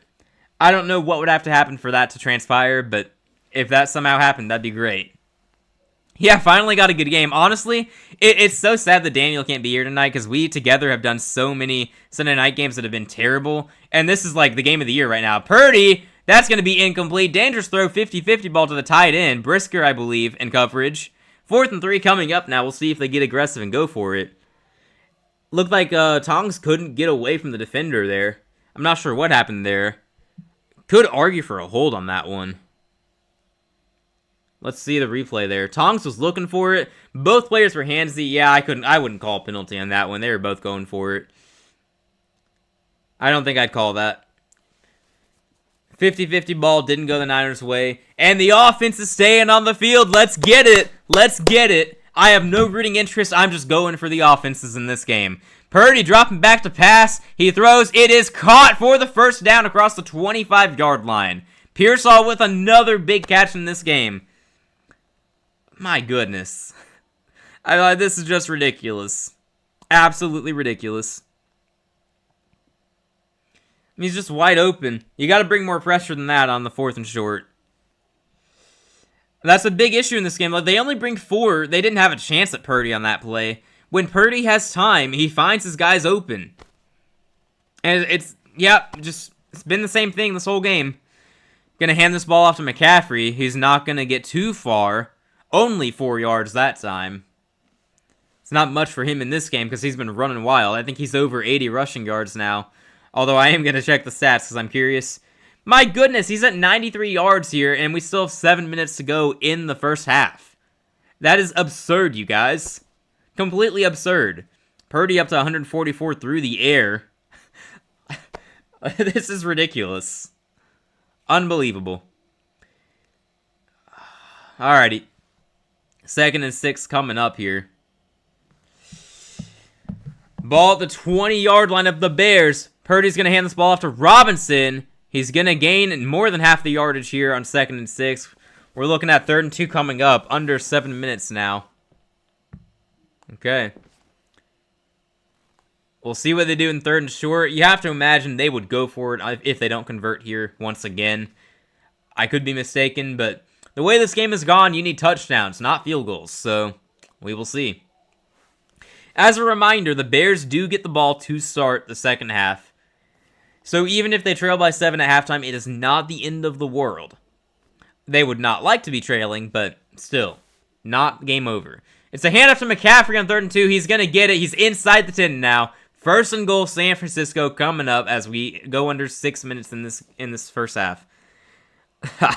I love offense, but this is really, it's ridiculous. No one can get a stop. No one is getting a stop in this game. And we get a sack on 1st and 10. It's 2nd and 17, and no one is confident that that means anything. San Francisco ends up converting anyway.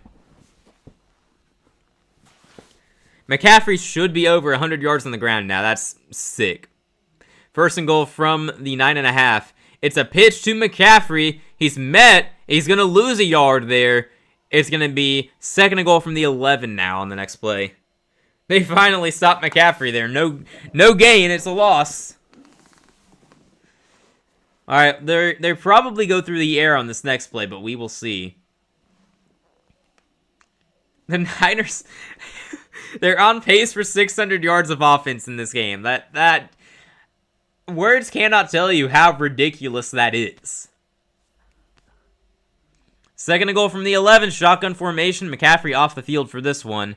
Purdy gonna get the ball out fast this time. Jennings finally with the reception in this game goes for about 4 or 5 yards. We're looking at 3rd and goal from the 7-yard line. We'll see where they mark him. My guess is the 7. For as much offense as we've seen in this game, it is kind of shocking that Jauan Jennings has only had 1 catch in this game. I would have said he's their top receiver tonight, especially with Kittle out. And yet, that's his first catch. We'll see what he does here on 3rd and goal. See if they go to him again. McCaffrey joins Purdy in the backfield. He drops back to pass, looking to throw into the end zone. It is picked off! It is picked off in the end zone. Purdy, his 2nd interception of the game. Huge mistake by the Bears to return that out of the end zone, though. Just kneel it down. He returns it to the 7, but we got a flag on the field. Let's see what it is.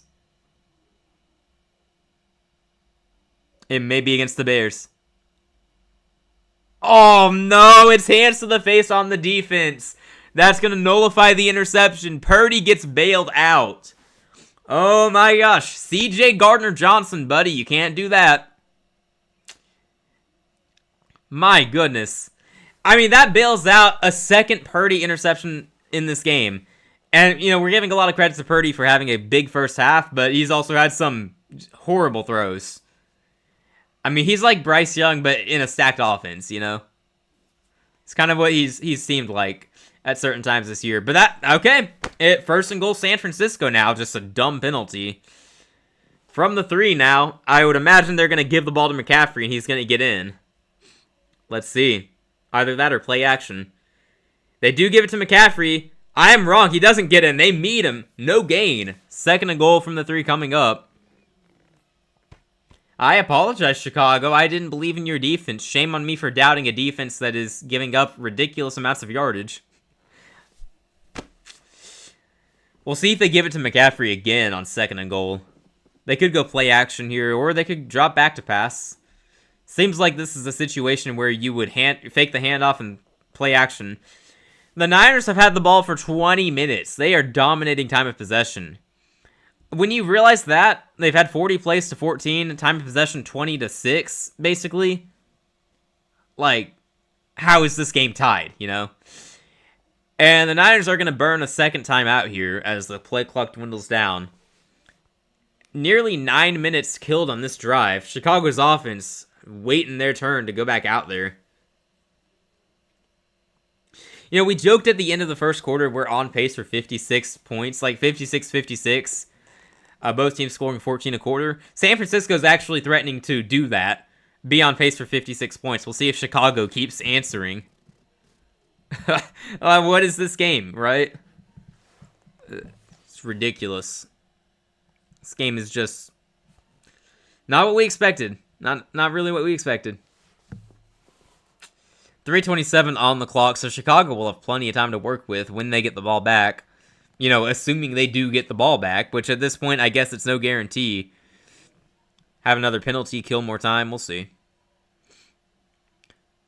All right, Purdy, what have you got? Second and goal from the 3, shotgun formation. McCaffrey gets the handoff. Purdy keeps it himself. It is the second rushing touchdown of the day for Brock Purdy.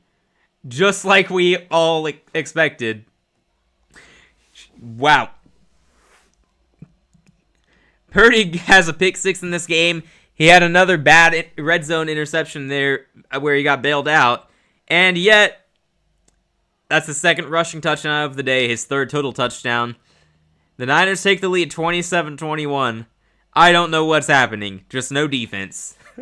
I'm enjoying the show. Every season, I'm more convinced there's a script. Imagine if the Panthers lost and 49ers won today, so to make things interesting for Week 18. Yeah, and then you add in the Browns upsetting the Steelers after the Ravens won last night. I don't know, it's a little sus. I mean, look, the crowd of people who says the league is rigged and scripted and all that, they have more ammo after this week, honestly. My stance has usually been, I wouldn't be surprised if some games do have calls that affect the game because certain people, refs, have money on the outcomes of games, or maybe the NFL. I don't know. I don't know. When money makes the world go around, it makes it very, very valid to believe that maybe there are some fishy things that go on behind the scenes. I'm not one to say that literally everything in the league is rigged, though. I think that's a bit much. I don't think that everything is rigged, but if it came out that some things were definitely manipulated, I would believe it. I could buy that for sure. Checking the stats here. Purdy up to 148 through the air. We got McCaffrey at 98 on the ground. And this game is bonkers. Hey, Sudoku, welcome in. This game is going to end 50-49. I joked earlier, after the first quarter, we're on pace for 56-56 in regulation. And we're still on pace for that. No defense in this game. Which you all know, that I love no defense. I love offense. But even I would have to say, this is a bit much. Can we get a stop on defense?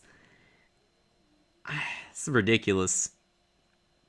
Yeah, too many moving parts to rig. These conspiracy theories are just stupid. Yeah, I don't think the whole thing is rigged.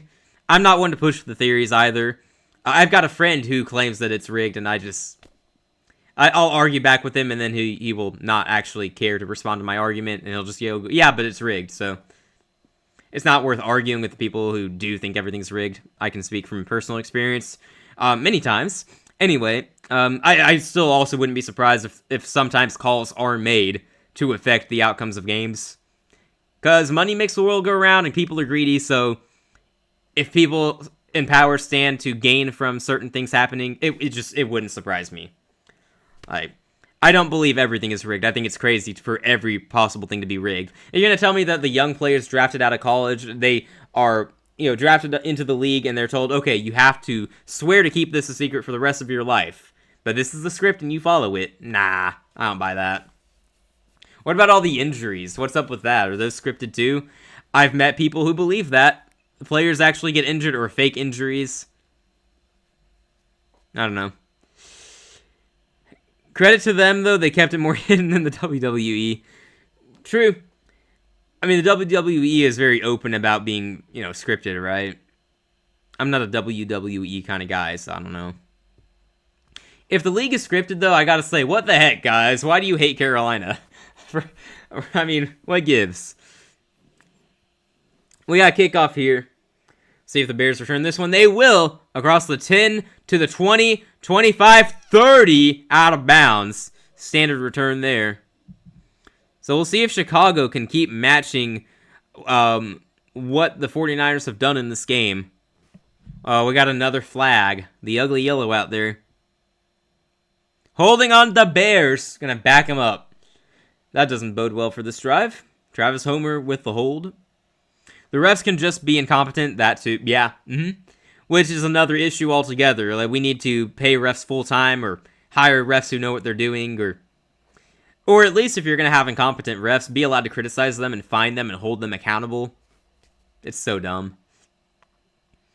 There have been bad calls that steal games this season. Yeah. No, I'm not big into the conspiracy theories, but Williams on the run here has to make a play. He's just going to run out of bounds this time after a 3-yard gain. Yeah, I'm not one to feed into the theories, but there's too many moving parts. If a ref wants to make a fishy call because he has money on the game, I'm sure that's happened at some point in NFL history,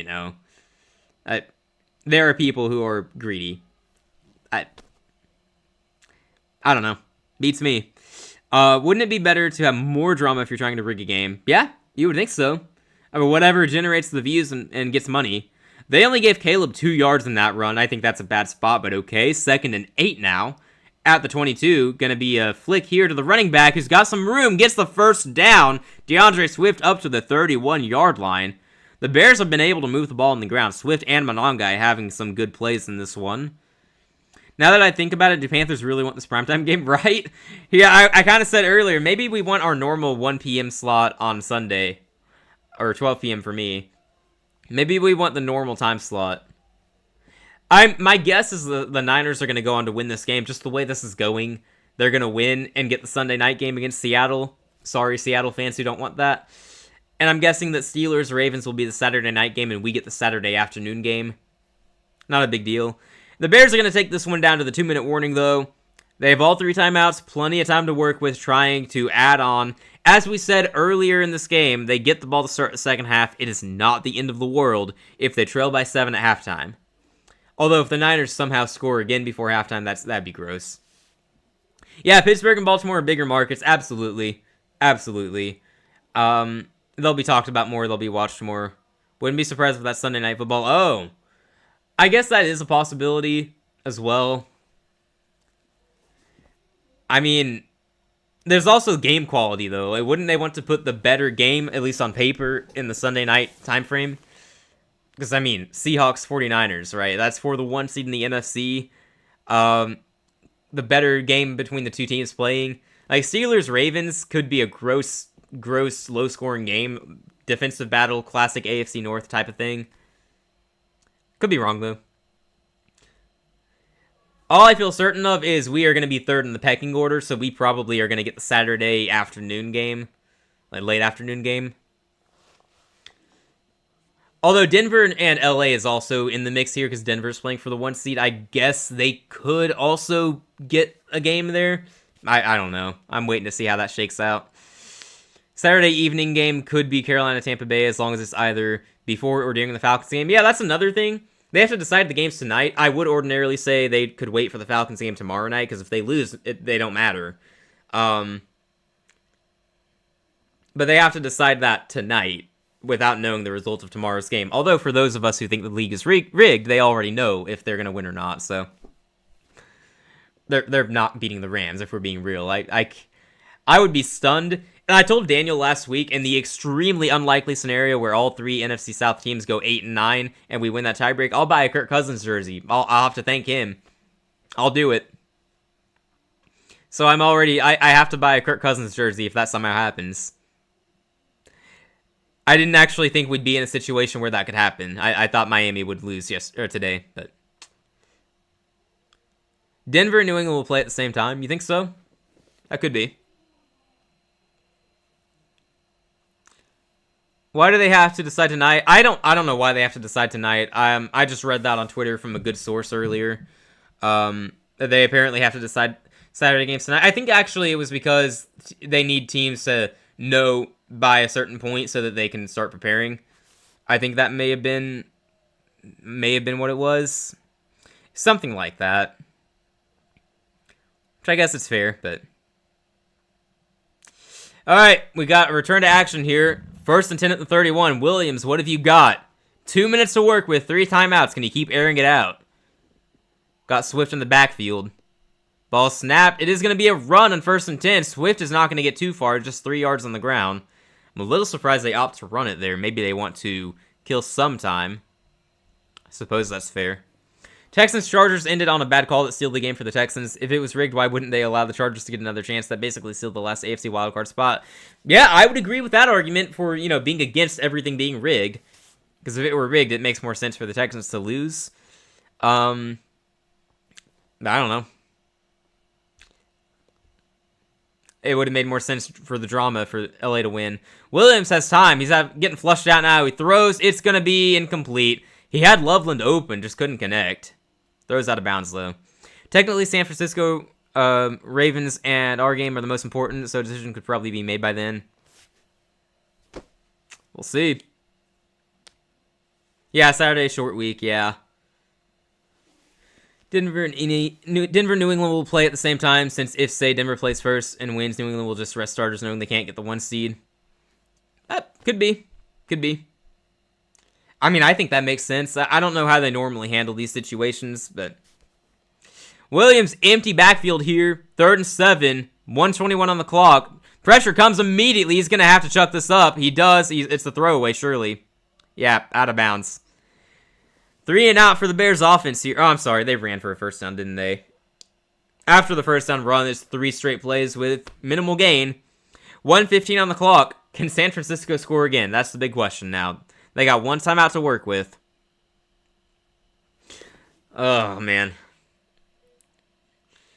I mean, great call by the defense there to blitz immediately, bring pressure. Williams did not have a chance on that one. I don't know if it was just an amazing play call against that play on offense, or if the offensive line just decided they don't want to play football. They get the punt up and away here. Let's see. I don't know why. What is he thinking? Why did he not fair catch that? He fields it at the 9 and gets boomed immediately. I will never understand players who do that. The guy's running at you. Why do you not fair catch that? You don't stand a chance at doing anything. Okay, well, they field it inside the 10. Sky Moore on the return there. Gets hit immediately. That probably hurt. He's going to feel that all week. Seriously, why would you not call for the fair catch? I don't understand. There's got to be some reason that these professional athletes do that. I feel like we see it every week, though. Like, obviously, you should go for the fair catch. So the guy is running full speed at you. You're not going to make a move and make him miss or anything. Okay. Okay. That's true, but would accept playing the 7 against presumably the Packers as opposed to the winner of the NFC South.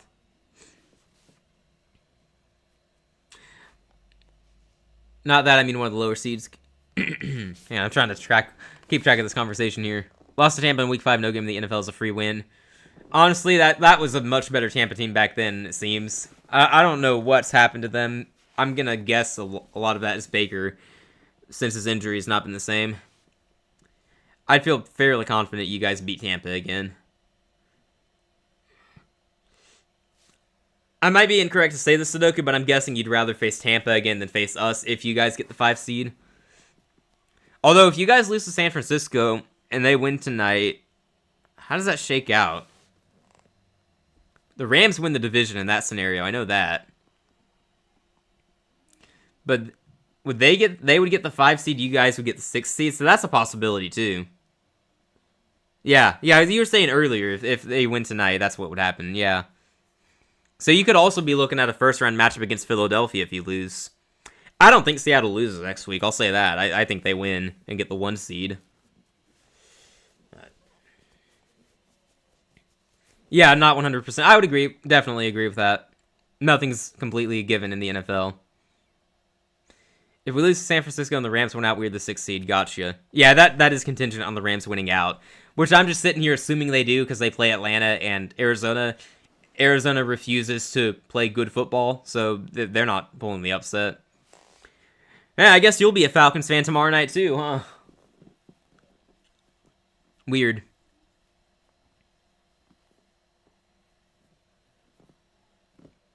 If the 49ers lose today, then we are the 5 seed and the Rams win the division. Gotcha. Okay. Be interesting to see how that unfolds. I mean, it is also confirmed, though, the NFC South winner is going to play the runner-up of the NFC West. That's basically what we got. Purdy in his own end zone on 1st and 10. Avoiding pressure. Could have gone down for a sack, but he's going to run and actually gain a few yards. Dangerous play there, man. If the defender had a better angle, that could have been a safety. Their last timeout is going to be used, I believe. Or no, is it Chicago? Chicago burns their first timeout here. They're thinking, if we can get a 3 and out, we get the ball back. The danger there is they give up a first down immediately and San Francisco moves downfield. But, okay. They've got 57 seconds here in the first half to work with until halftime. 2 timeouts remain for the Bears. If they can get a 3 and out, they get the ball back. We will see. San Francisco has 291 yards in the first half. That's just, it's nasty. It is nasty.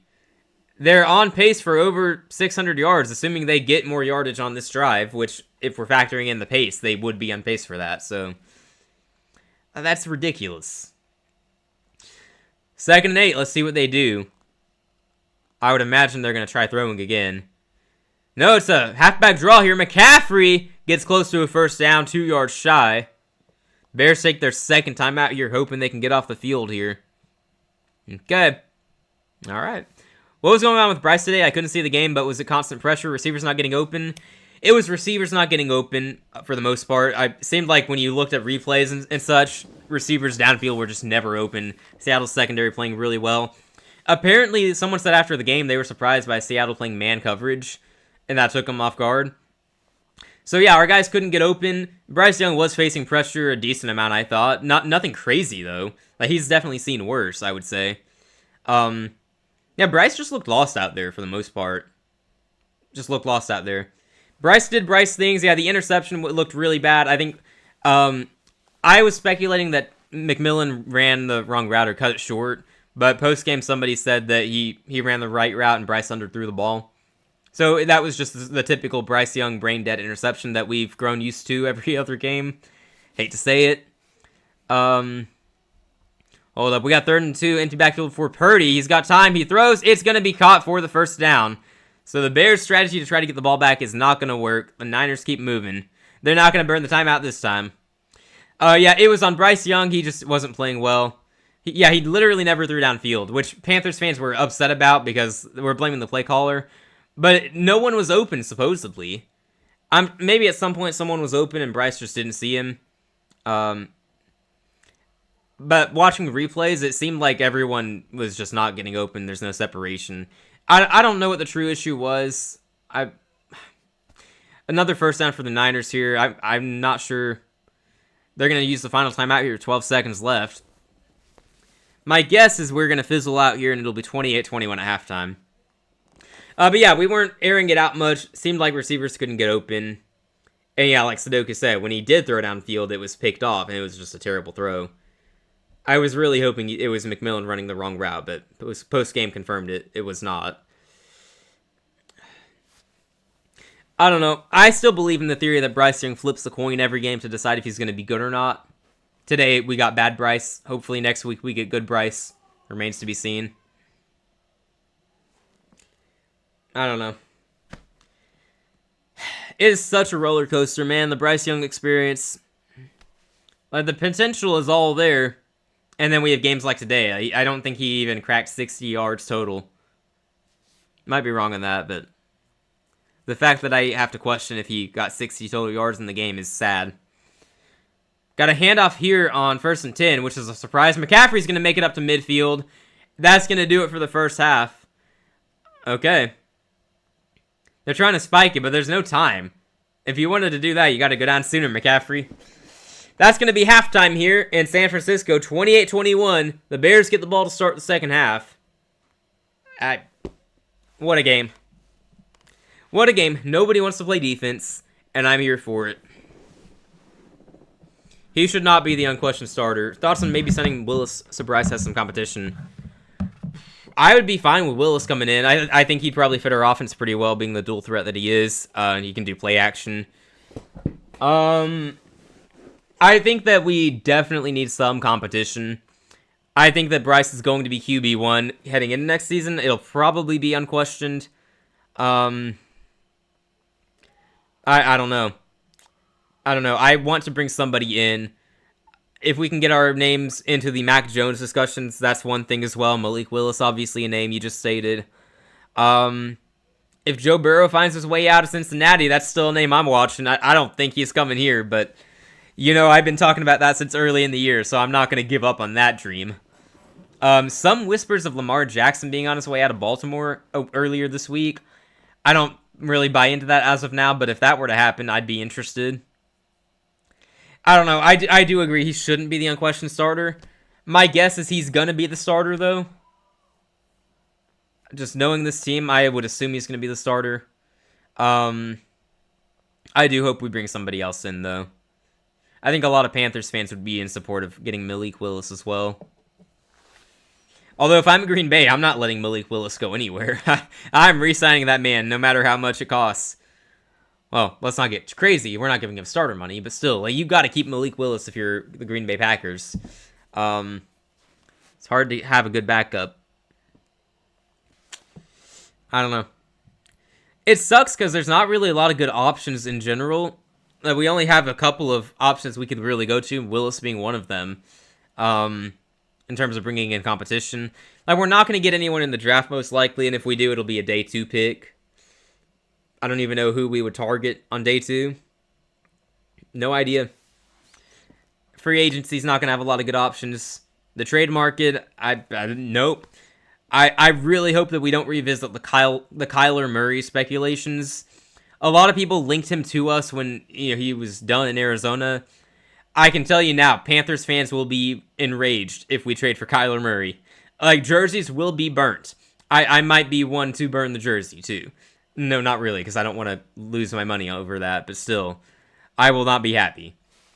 I have no idea what's going to happen. I just assume we're not going to do a whole lot, though. It's so maddening, though, because he's got the potential. He's shown us in certain games this year what he can do when he's feeling it, when he's confident, when he's playing good football. The problem is we only get that every other game at most. It's ridiculous. All right, let me hop on Twitter here, see if we got anything important here. Maybe we do, maybe we don't.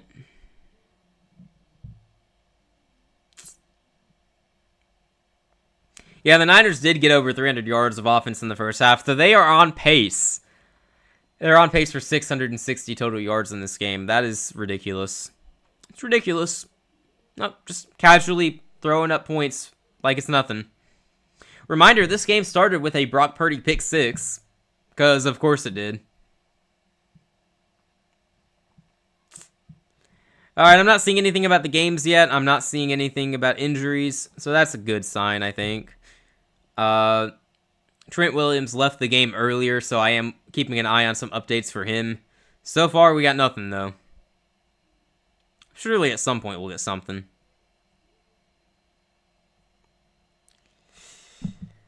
Alright, how about we take a look around the league here? We haven't really gotten to do that. Pretty sure the yardage record is Miami against Denver. That probably is 7:26. Surely they won't beat that tonight, right? Surely not. That'd be crazy. I mean, look, if we witness history tonight, how lucky are we, right?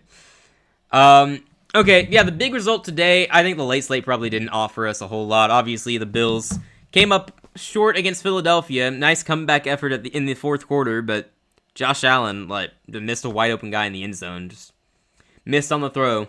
He was not happy about it either, but probably doesn't cost them anything. The Patriots weren't choking that division. In the end, it probably means the Bills are the 6th seed, and the Texans will be the 5th seed, having the tiebreak over Buffalo. So that means the Texans probably face the winner of the AFC North, and Buffalo likely will play the Jags. Oh, gosh. We might actually have a scenario where the 6th seed goes on the road to the 3 seed and is the favorite in that game. Whether that's right or wrong is another debate, but I think Buffalo might actually be favored over Jacksonville in the playoffs, if it comes to that. In the 7th seed, I'm just assuming it'll be the Chargers. I guess it's possible they won't be. So we're looking at Chargers-Patriots? Yeah, okay. Yeah, very interesting AFC field there.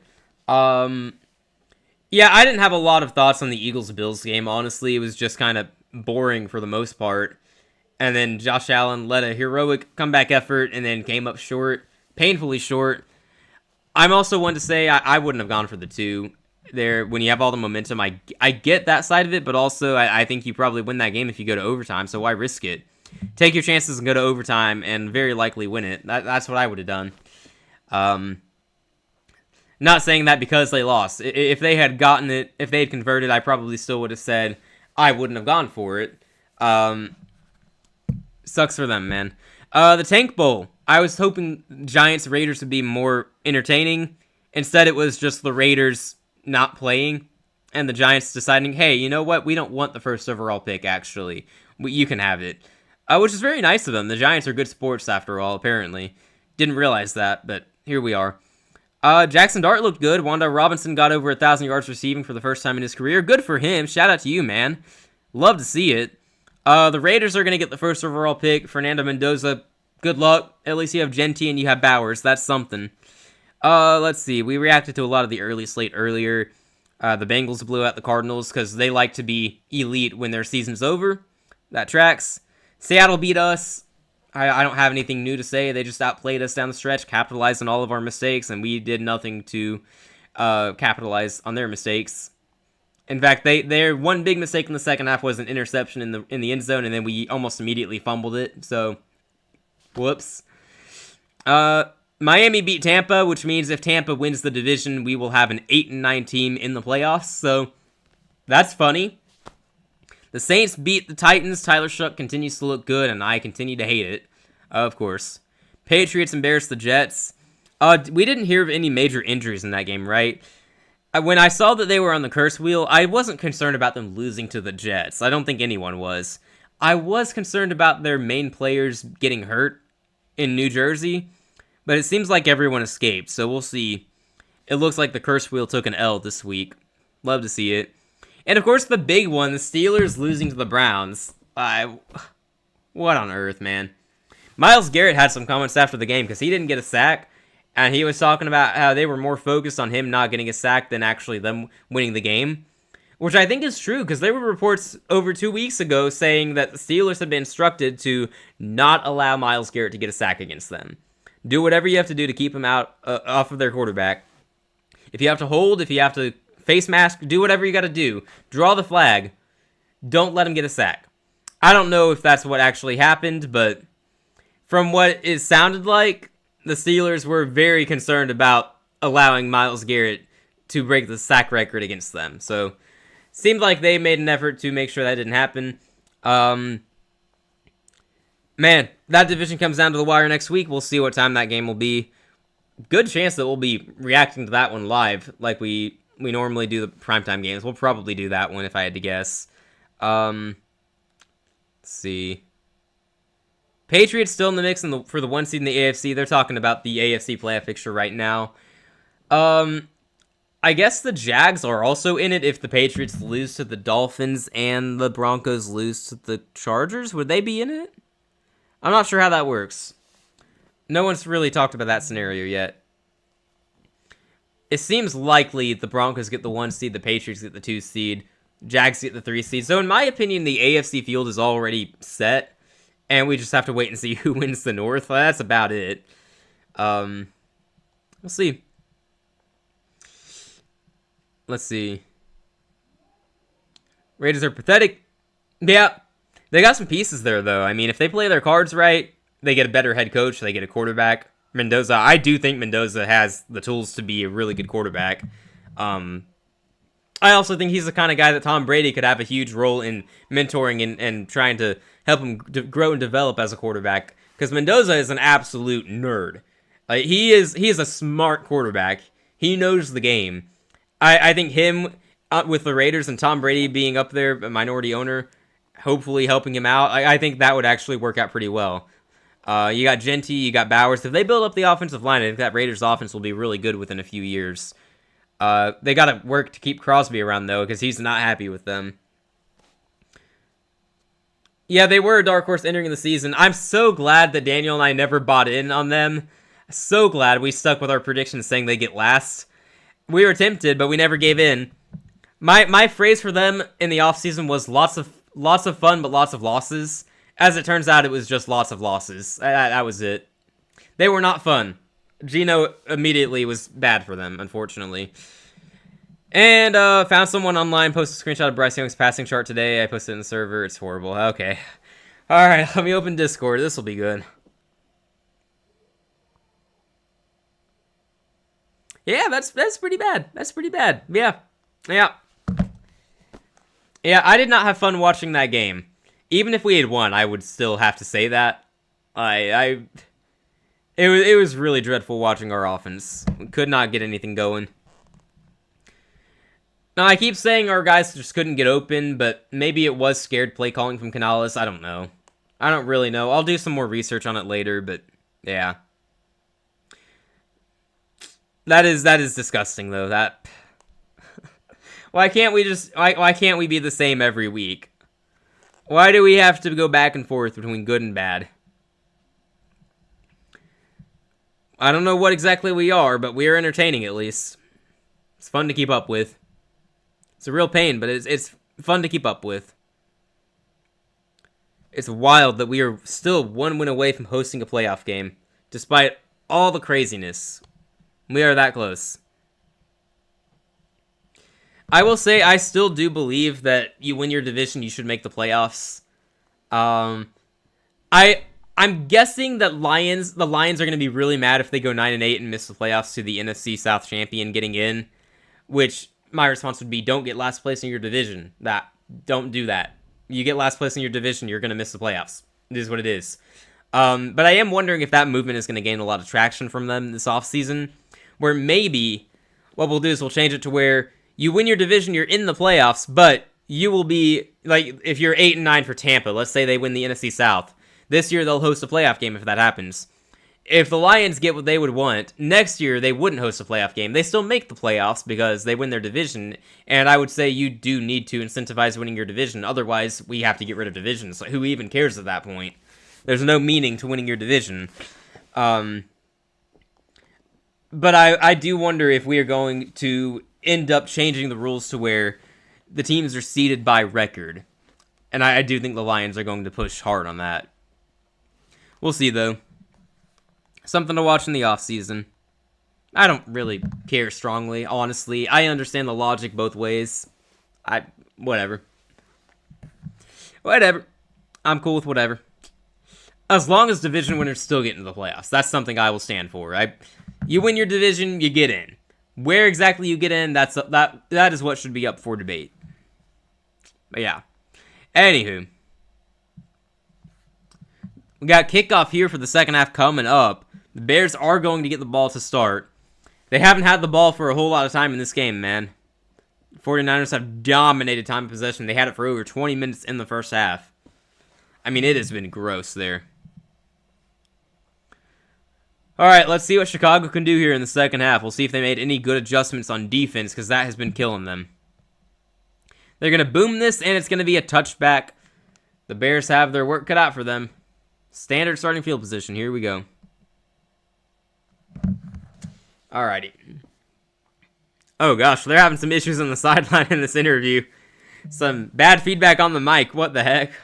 They're interviewing Ben Johnson and he starts speaking and you hear the echoes from the mic. That's rough. That's rough. Anyway. Alright, here we go. Second half underway here. Caleb Williams, what have you got? Ball at the 35. He's under center. That is Monongai, the running back, out there right now. He's pointing out something on the defense. Here we go. Williams takes the snap. He's going to fake the handoff from Monongai. He's looking to throw. It's going to be caught wide open. He's going to run and get the first down. That's the tight end. That is... I don't know who that is. That's not Loveland and that's not Komet. Do they have another tight end? What? I only know two of their tight ends. But I know that's got to be a tight end. Oh, I'm confused. Who the heck is that? Alright. Shoot, we're going to ESPN. I don't know who this guy is. Big hit by the defense there, but it is a first down. That was Durtham, the name I read. Williams is going to get the ball out fast here. That is caught. DJ Moore across midfield, short of the first down, but it is a catch. Hang on, I'm still trying to figure out that guy's name. Durham Smith, or Smythe. The third string tight end, presumably. Okay.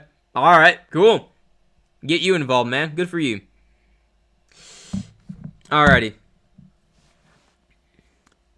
2nd and 2 now. They're moving the ball here to start the second half. Player in motion, Williams under center, takes the snap. He's going to hand this ball off. Monongai gets the first down across the 45, down around the 42-yard line. Chicago's moving. They're picking up where they left off in the first half. No defense in this one, folks. And I am here for it. I like offense.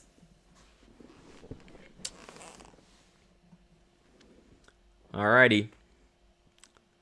Huddling up here. We'll see if they go to the ground again. They may want to keep running the ball and try to keep San Francisco's offense off the field. I think that'd make a lot of sense given that they've been on the field so much. Maybe you want to try to even it up on time of possession.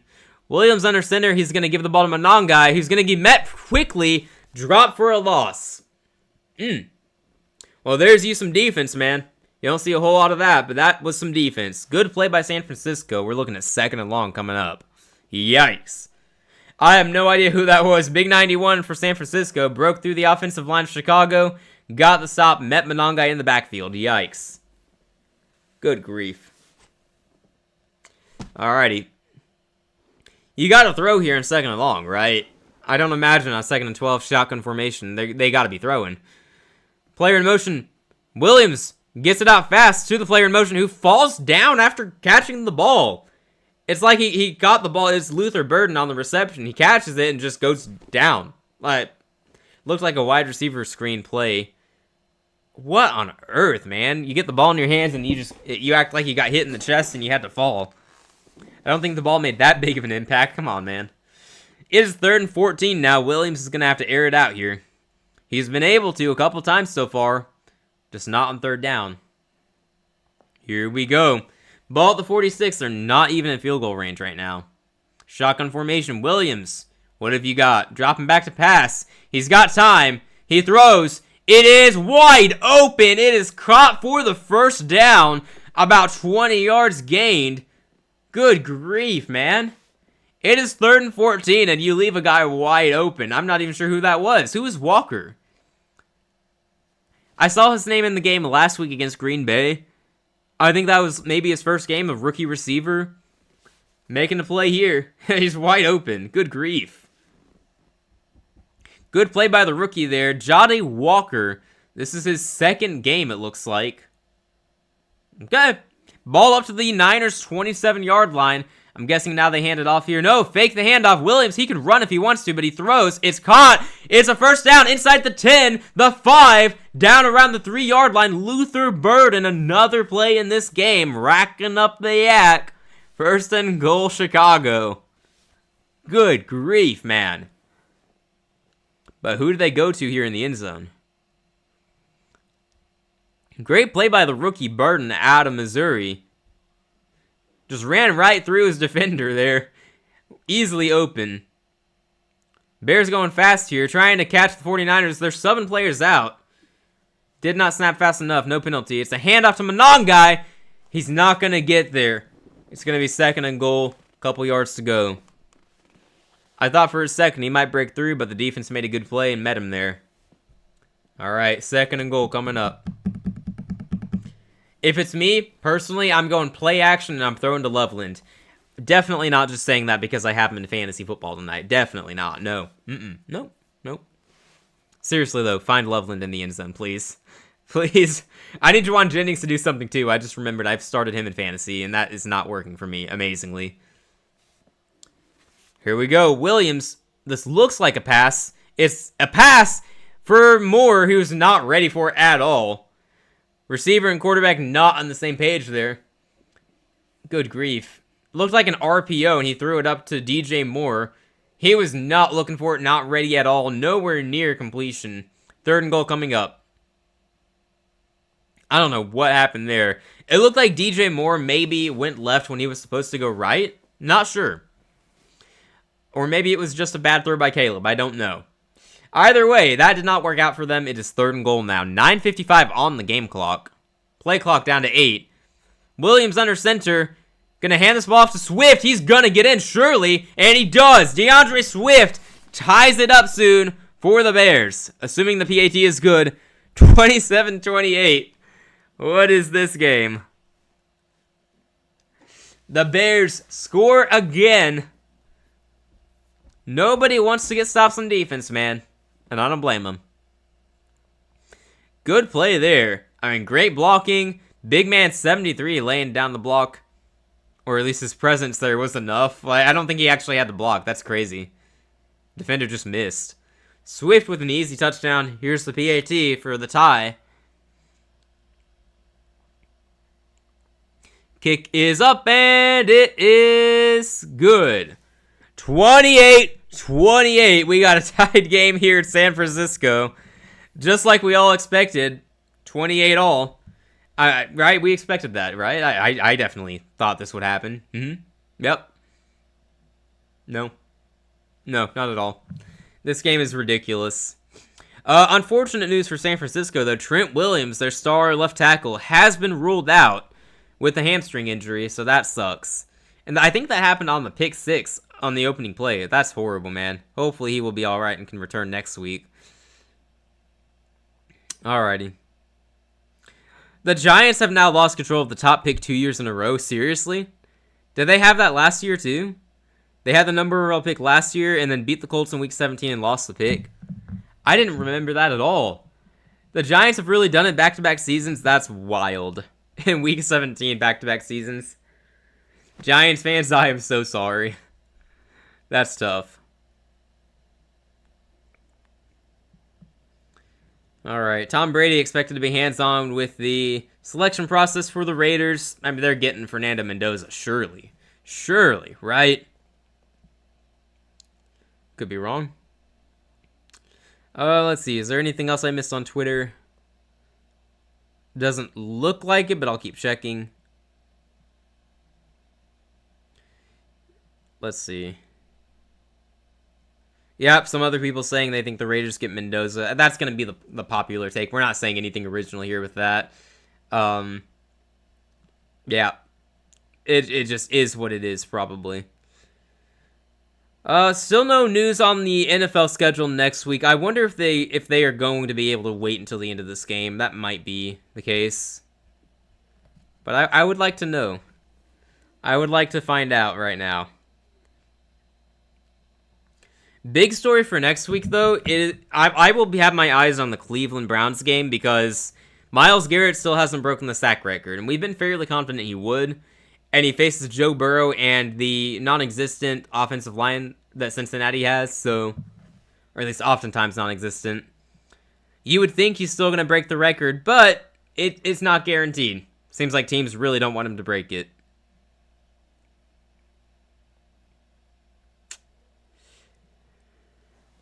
Ugh. Alright, we got to return to action here shortly. Commercial break has ended. Let's see what happens from here.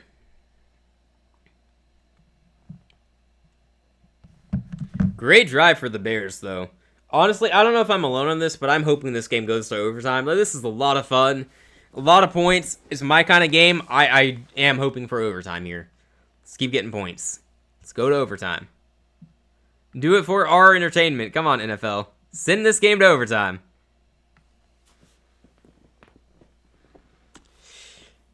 All right, this one's going to go out the end zone or in the end zone for the touchback. No return here.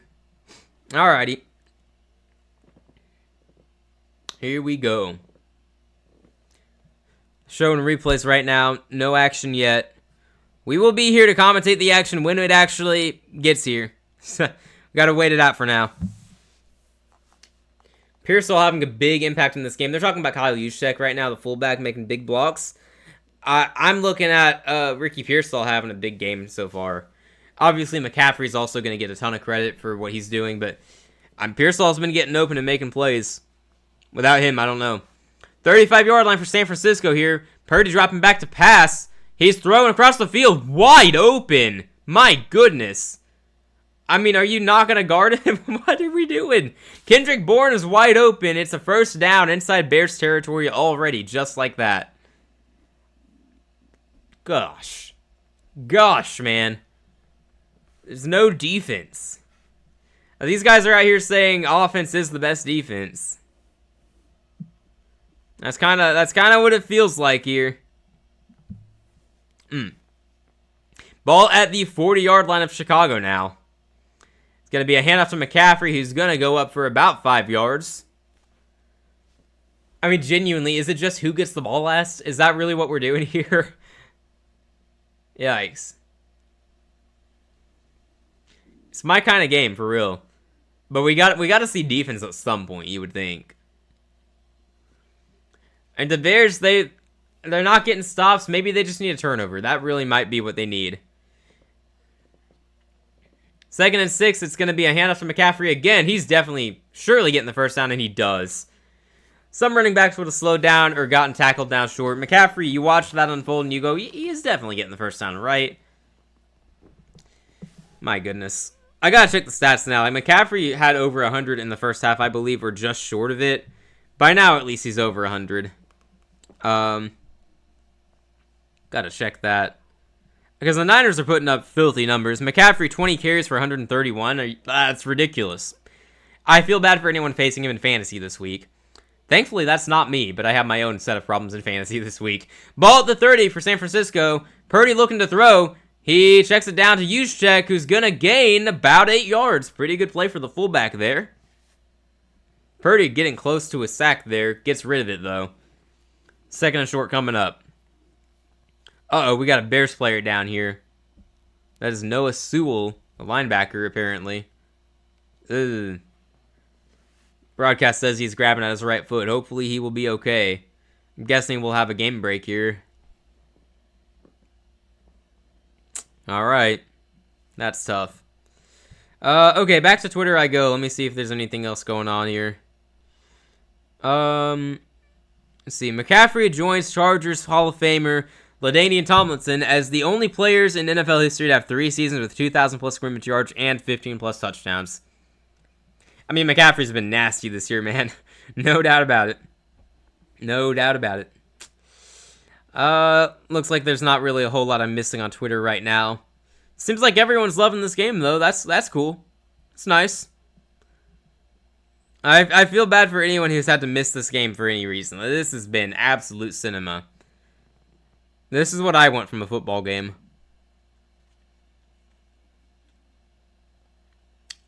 Alright. Come on, Miracles team. Just one more miracle win today. Wait, hold up. Who are you rooting for here? Is this even a miracle for either team to win? There's both offenses are firing in all cylinders, man. It really does feel like whoever has the ball last is going to win. Like, it kind of feels like that Rams-Chiefs game from 2018, I think. 54-51 final score. This could be this season's version of that. I hope so. Like, we might be witnessing an all-time classic tonight. And just watching this, I now have reason to hope that the NFC Championship game is Bears-49ers. Like, if we could repeat this in the playoffs, sign me up. Absolutely sign me up. Still got the commercial break here. No word on that Bears defender who went down. Not sure who it was. Or actually, it was the linebacker Sewell. I don't know much about him, but hopefully he will be okay. Twitter does not have current updates, unfortunately, so we are waiting through the commercial break. Alrighty.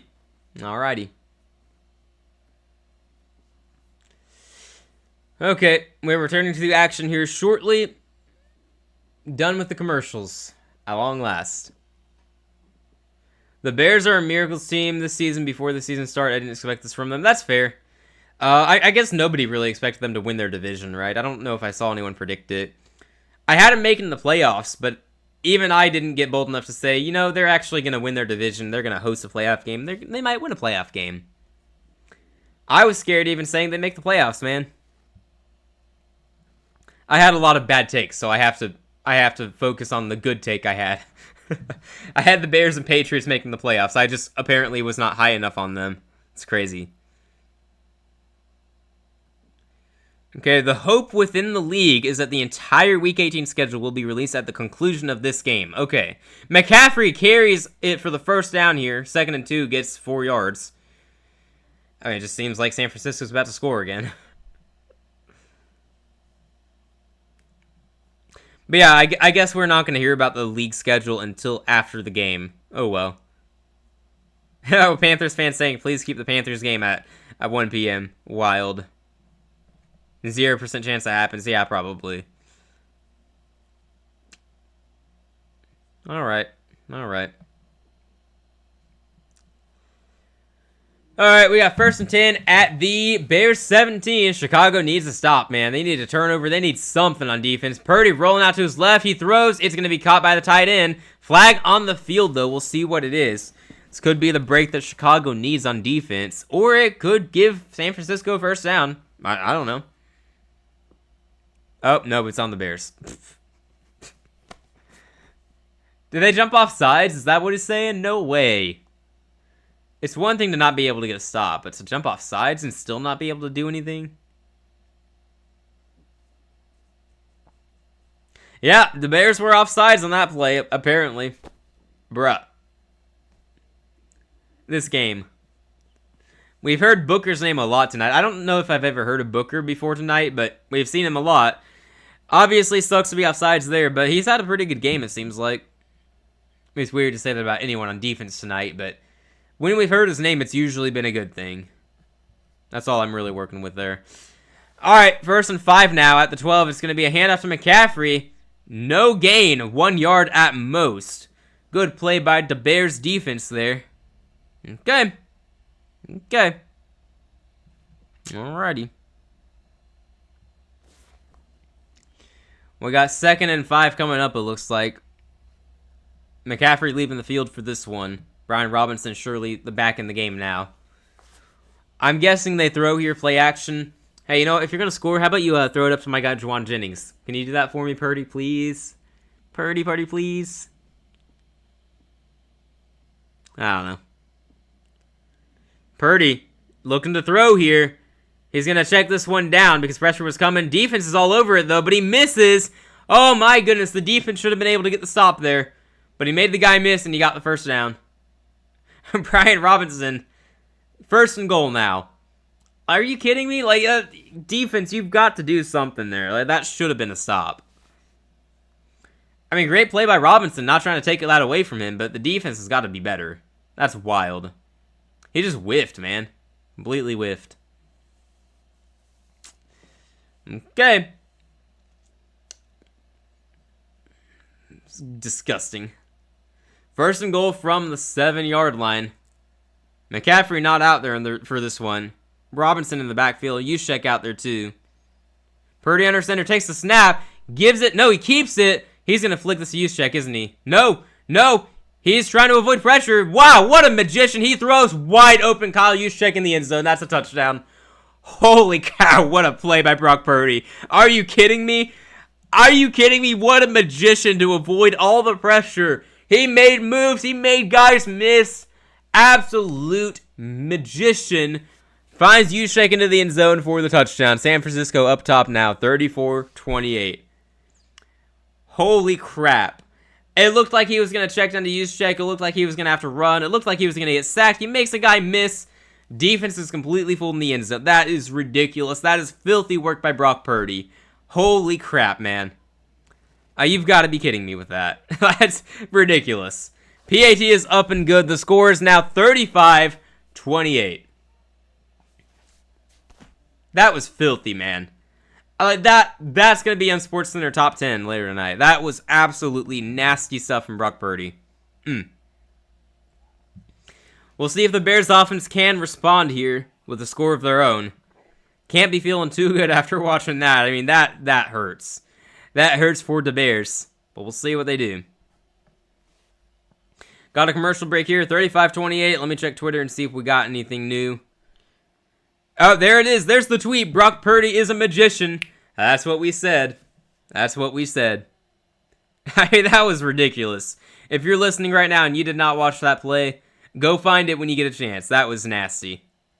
I mean, my goodness. Oh, man. Yeah, holy guacamole, what a game. No, this is ridiculous. I am feeling bad for Daniel for missing this game, man. I wish he was here. I feel bad for anyone missing this. This is a classic. I hope it stays close to the end. I hope this won't be a disappointing end. Chicago, it's on you. You gotta strike back. Look, I thought this would be a good game. I was looking forward to this game. That's why I'm even doing this stream. I had the choice to not do a solo stream tonight. Usually we do these Sunday night games with Daniel, but I have to go solo for this one. If it were any other game, there's a chance I wouldn't have done it. Honestly, I had half a mind to still skip it and just take a nap or go to sleep early, I guess. But I was so optimistic about this game, I was not missing it, you know? And if I'm going to watch the game, I'm going to be live for it. And this has been worth it. Completely worth it. What a game. You have to wonder, are we going to see any defense get a stop in this game? Or are we going to keep exchanging touchdowns? Where is this going? Because we know Chicago, at times, has been really good on defense. We know they've been opportunistic on defense. It's not shown up tonight except for the first play of the game. Do they have another play in them? Does San Francisco have enough in them on defense? We said in our preview, when we were breaking down the game and our predictions as well, we said, you know, if Phillip Rivers can dot up this 49ers defense, Caleb Williams probably can as well. They can probably move the ball. That's been true. I also, though, expected the Bears defense to actually get some stops. So far, it just looks like Monday Night Football from last week all over again. Chris Collinsworth just said Patrick Mahomes. Oh, I heard it. He is going to get flamed for that. I think he just said Purdy is Patrick Mahomes. I'm pretty sure he just made the comparison. I'm pretty sure that's what just happened. You just knew it. He can't help himself, can he? Collinsworth cannot help himself. This game is something else. This probably will be the game of the season. Sorry, Seattle and LA. No, absolutely. Unless this game ends disappointingly, which is possible. It's possible the Bears stop striking back. But if the game keeps going the way it's been going, this is going to be the game of the year. Like, no doubt about it. This is absolute cinema. The Bears are going to return this one. Going to make it to the 20 before going down. Probably shouldn't have returned that one, but oh well. We've seen worse. They got their work cut out for them here from the 20. Can they strike back? Can they make this a tied game once again? Caleb Williams playing really good football in this one. No big mistakes yet. The run game's been working. They're moving the ball. It's the defense, though. They cannot get a stop. This Niners offense is filthy, man.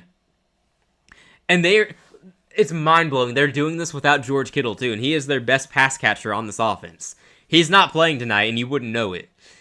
Williams in the offense. He's under center. 1st and 10 from the 20. Player in motion. It's going to be a handoff to, I don't know which running back that is. I think it's Swift. He gets about 5 yards. Decent start to the drive. Establish that run. Kill some time. Been a lot of great games this season. Combine that with the unpredictability. Things are definitely going to be crazy come playoff time. I hope so. I hope that it's not all chalk in the playoffs. I hope we get some wacky stuff in the playoffs. My guess is that it's going to be the favorites, the Patriots and Rams, winning all their games. But expect the unexpected, right? That's been the theme of this season. It may persist. Williams keeping the ball this time. Looking to throw. It's going to be caught by Swift. Catch and run for the first down. Gains 5 yards after the catch. Good play for the running back. Former Georgia running back star in college. That was a good play. Just checked it down to Swift. Open space. Made the catch and run for the first. Alrighty. They're moving it. They're not doing anything crazy. They don't need to do anything crazy, really. Just keep moving the ball forward. Do what you got to do. Down to 3.5 minutes now. Yeah, 7 seeds are not easy games this year. Yeah, I was talking earlier. I don't think anyone is here yet. Maybe someone was and just listening. Well, we got a handoff for Swift here. That's not going to go too far. Just 2 yards. I was saying earlier, I wonder, does Chicago even want the 2 seed, or would they be okay with Philadelphia passing them? Because if they lose tonight, there's a chance they do get passed over for the 2 seed. And maybe they want that, because if they get the 2 seed, they play Green Bay. They're locked into the 7 seed. I don't know if that would be the case or not, because you get the 3 seed, you play the NFC West 3rd place team, which is not going to be fun for anyone. I don't know. I'd be okay with the Bears-49ers rematch in the playoffs, though. Williams on 2nd and 8, empty backfield. Oh, man, that's incomplete. Looking for DJ Moore, up and stout in coverage. Looked like it was good coverage. May have been some contact there because DJ was on the ground. He probably just got slipped up, knowing him. We got 3rd and 8. Can the Niners defense get a stop here? Oh, man, that would be crucial. I don't know. I might have called PI on that one, on Stout. Not sure. I'd have to see the replay again. 3rd and 8. This is a huge one. If the Niners defense gets a stop here, that's a big swing in this game, because any stops on defense in this game will be rare to come by. Shotgun formation for Williams. You got a player in motion. Williams dropping back to pass. They bring the pressure. He's rolling out to his left. He's going to throw across the field. It is caught for the first down across the field at the 36. Oh my goodness. But there's a flag. Burden with a big catch downfield. What's the flag though? It's offsides. It is offsides on the defense. It's declined. Luther Burden, big play for the first down into 49ers territory. Wow. This has been absolutely insane. Luther Burden, I don't know if he already had his official breakout game. If he hasn't, this is it. I mean, he's running wild in the 49ers secondary. They cannot guard this man. The rookie out of Mizzou making a name for himself. My goodness. DJ who? Rome who? You don't need him. You got Luther Burden. Ball up to the 36 now of San Francisco. Caleb under center here. Gonna hand this ball off. Gonna get met for a 2-yard loss, though. Run game stuttering here. By the way, what's your opinion on intentional losing? You think teams should play their hearts out no matter what? Oh, man. That's always a tough one for me, because as a Panthers fan, I've experienced that situation where maybe we want to lose to improve our draft stock, and usually that has been my take as a fan in the past. Like, there's no point in winning, so we may as well improve our draft stock, but also as a fan, I want my team to win. I think these guys get paid to play the game, so if they can play, I think that the players should play their hearts out. I think the front office and the coaches who are trying to build the team for the future should want to lose, though, so it's kind of like, it goes both ways. The people running the team and building the team should be wanting to lose. The players who get paid to play the game and entertain the fans and give them something to look forward to, they should be playing their hearts out. So, I guess that's kind of a nuanced take on it. I don't know if there's an objectively correct take to it, though. I don't like the idea that you can sit all of your players, though. I think that's crap. If Max Crosby for the Raiders was healthy enough to play, and he absolutely was, then he should have played. I think that's ridiculous. Like, because that's blatantly trying to lose. We got a handoff on 3rd and 1, by the way. I think he's short, but there is a flag. Previous play was a completion to make it 3rd and 1. Oh, this one's coming back. Is that a hold on the Bears? Oh, jeez. It is a hold on the Bears. That's going to make it 3rd and long. Bruh. You can't have these dumb penalties in a game like this. You grabbing his jersey. Why are you doing that, man? You don't got to do that. You don't got to do that. Alright, 3rd and 11 here. We'll see if they can clutch up and convert another one. This has been an amazing game. It would be a 55-yard field goal from here. They don't want field goals, though. We know they need touchdowns in this game. Williams, shotgun formation. See what they draw up here. 49ers likely to bring pressure. No, they only rush 4. Williams has time. He's going to run. He's taken off. He's only going to gain he's gained decent yardage, actually. It's going to be 4th and 4. Oh, man. Is Ben Johnson going to roll the dice here? Are we going for it? Big call here, man. You kick the 3 points. You don't feel great about it. You go for it and fail. You're in a tough spot. This isn't a field goal type of game, though. Like we were just saying, you need touchdowns, not field goals. You take the 3, you might end up losing because of it.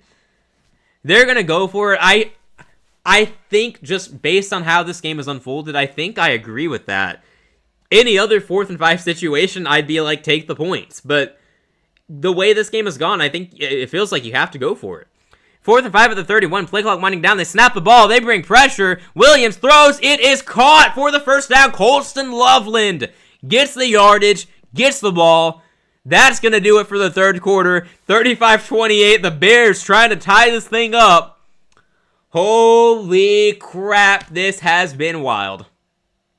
We got a game going into the fourth quarter.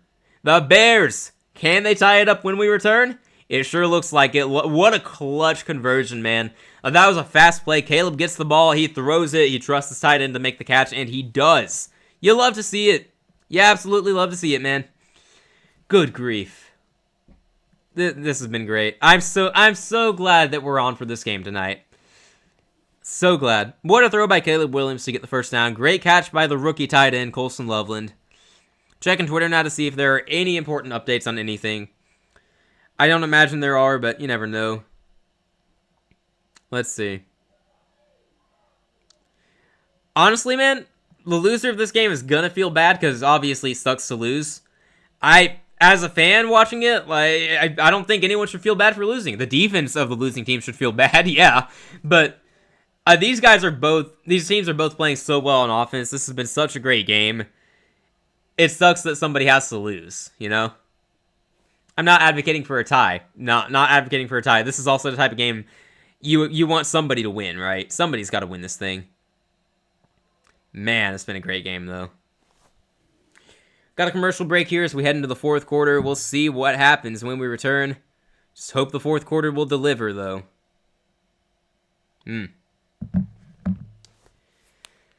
Oh, man. I'm blown away by this game. I really was not expecting all this. I sure am glad, though. Alrighty. I'm gonna keep scrolling Twitter just in case we see anything important. You never know. Again, we are expecting them to announce the schedule after the game ends. That's what we last heard, at least. I would like to find out sooner rather than later, but we will patiently wait. We will await our fate. See if we get a primetime game next week or not in Carolina. Or I guess in Tampa, but for Carolina playing. I kind of hope so. It'd be fun.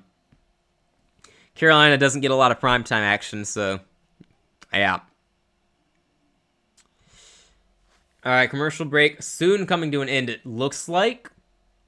Yeah, there we go. We're going to start the fourth quarter soon. Chicago's got the ball. They're driving. They're trying to tie this thing up. We're getting to the point where I'm wondering, if you score the last touchdown, do you just go for 2 at that point and say, screw it?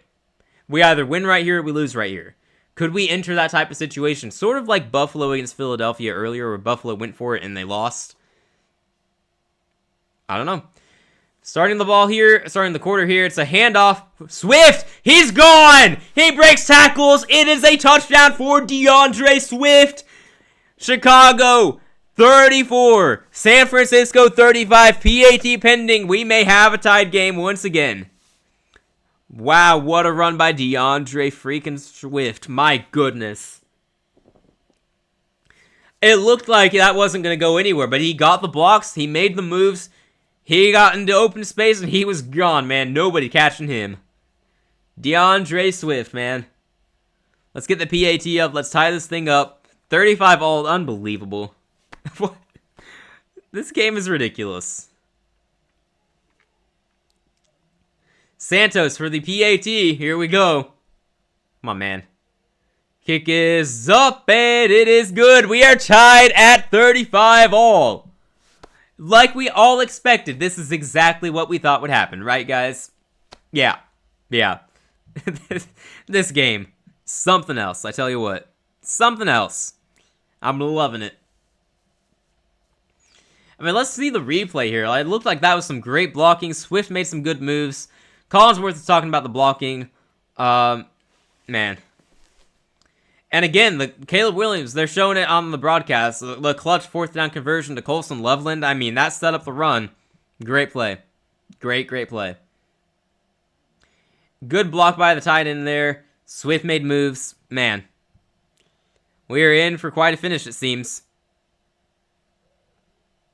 Gotta love it, man. You gotta love it. We'll see what the Niners do on offense. Based on how the entire game has gone, you would think they're just going to go downfield and score. Nothing's a given, though. Nothing's a given.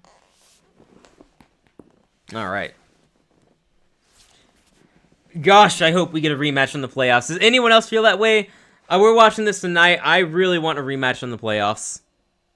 Would love it. Would probably be the most viewed playoff game.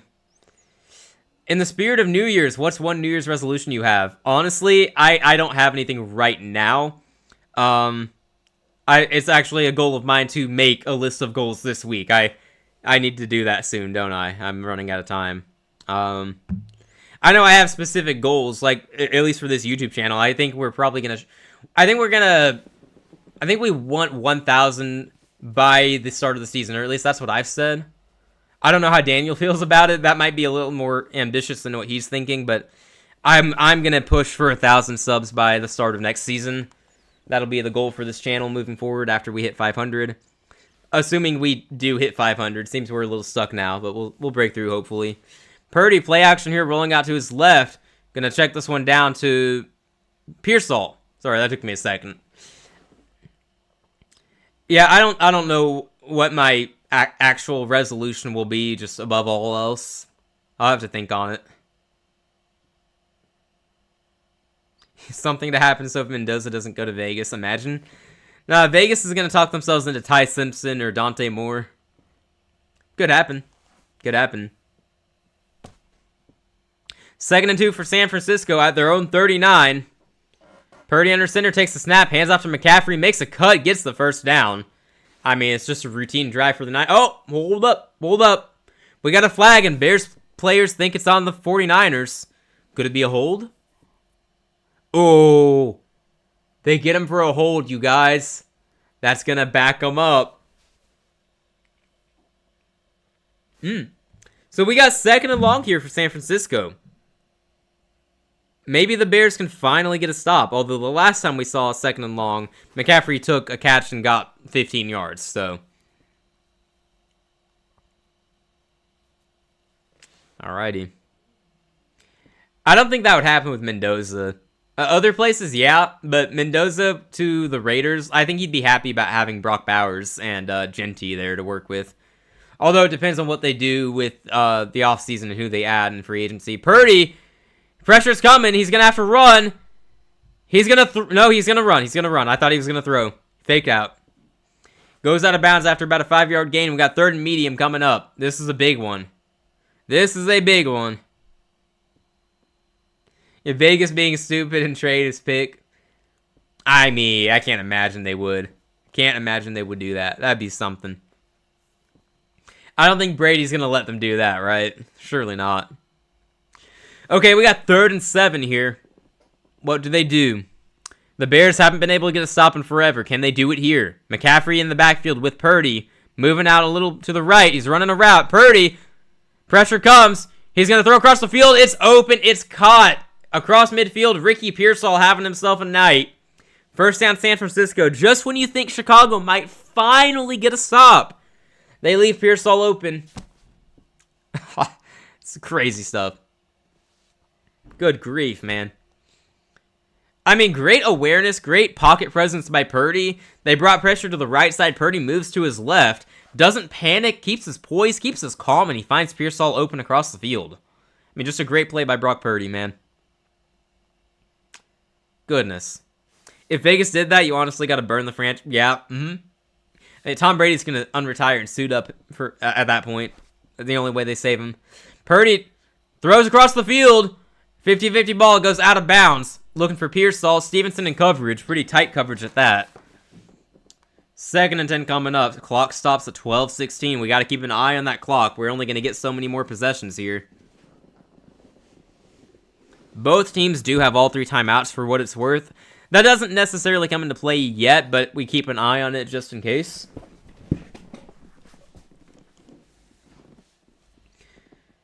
Okay. At the Chicago 46. Under center, Purdy takes a snap, hands off to Robinson. Gonna gain about 4 yards. They're still fighting.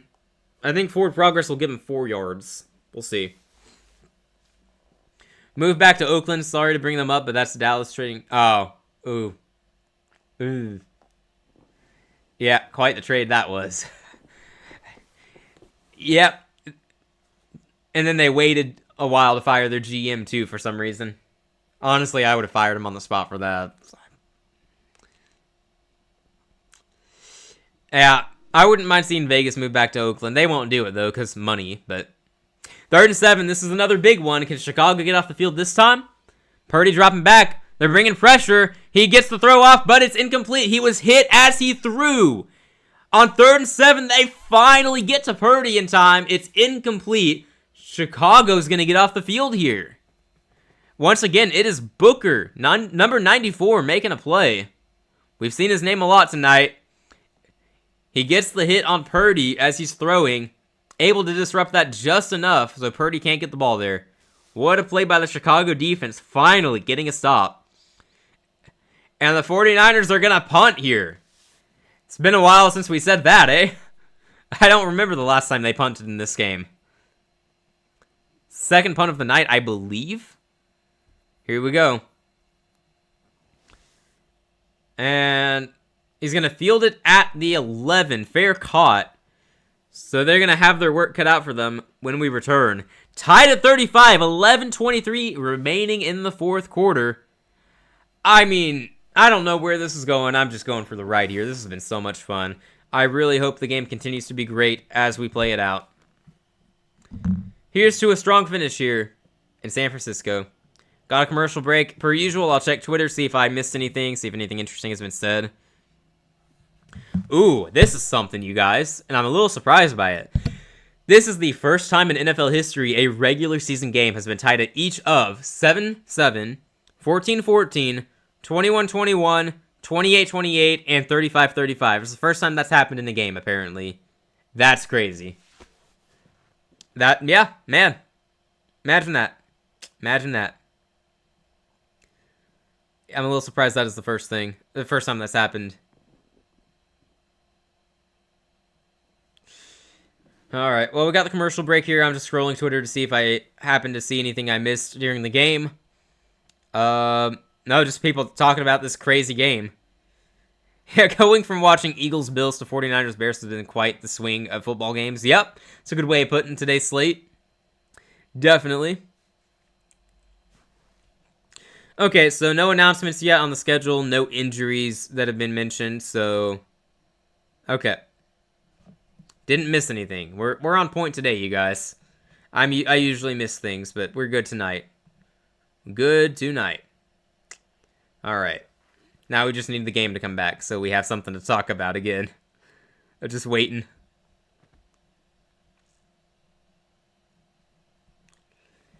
All these commercials, man.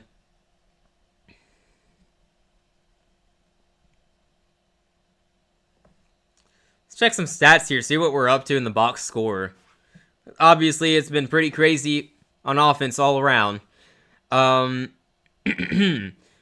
Let's check out the Bears. So right now, Caleb's at 224 with 2 touchdowns, 15 out of 23 completions. Swift, 8 carries for 49 yards. Monongai, 6 for 28. Swift has 2 touchdowns, by the way. Caleb's got 8 rushing yards. Burden, 94 yards and a touchdown. Loveland, 45 and a touchdown. Jade Walker, 2 catches for 30 yards. Good for him.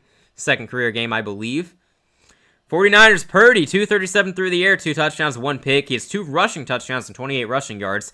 McCaffrey, 22 carries for 138 yards and a touchdown. Sorry, 136 yards. Pearsall, 85 yards. Jake Tongs, 53 yards. They're just going crazy, man. Here we go. 1st and 10, Chicago. At their own 11-yard line. Big drive here. Caleb dropping back to pass. Gets it out pretty fast. Open receiver is going to get the first down with the yak across the 30-yard line. Great play. That's Luther Burden again. He, with that, is over 100 yards in this game. My goodness, man. Burden, catch and run for 25 yards. It was a simple, short pass completed to Burden, like 5 yards out to the right. And he took it and ran for another 20. Good grief. By the way, also with that Bills-Eagles game today, I don't understand why the Bills went for 2. Yeah, it's fun. I talked about that a little bit. I had my dad text me after the game asking why they would do that, because he was confused too. And I'm sitting there going, I guess it has to be because they had all the momentum, and McDermott is usually aggressive. I disagree with the decision. I get that you have the momentum, but if you take that to overtime, you're winning. Caleb on the run here doesn't go down. They should have had him down, but he gains 3 yards. Yeah, Bills-Eagles, it was just, my guess is it's a momentum thing, and you think you have a play. And to be fair, it should have worked. They had a guy open, and Allen just missed. It is what it is. It should have been a win for the Bills, but they missed. They didn't execute.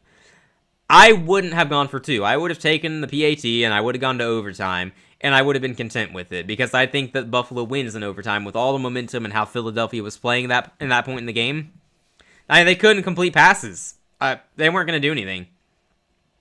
2nd and 7 for the Bears. It's a handoff to Monongai. He finds the edge. He's going to get close to the first down. I don't think he's going to get there. He's just short. A yard short there. Okay. Whoa, Upton Stout.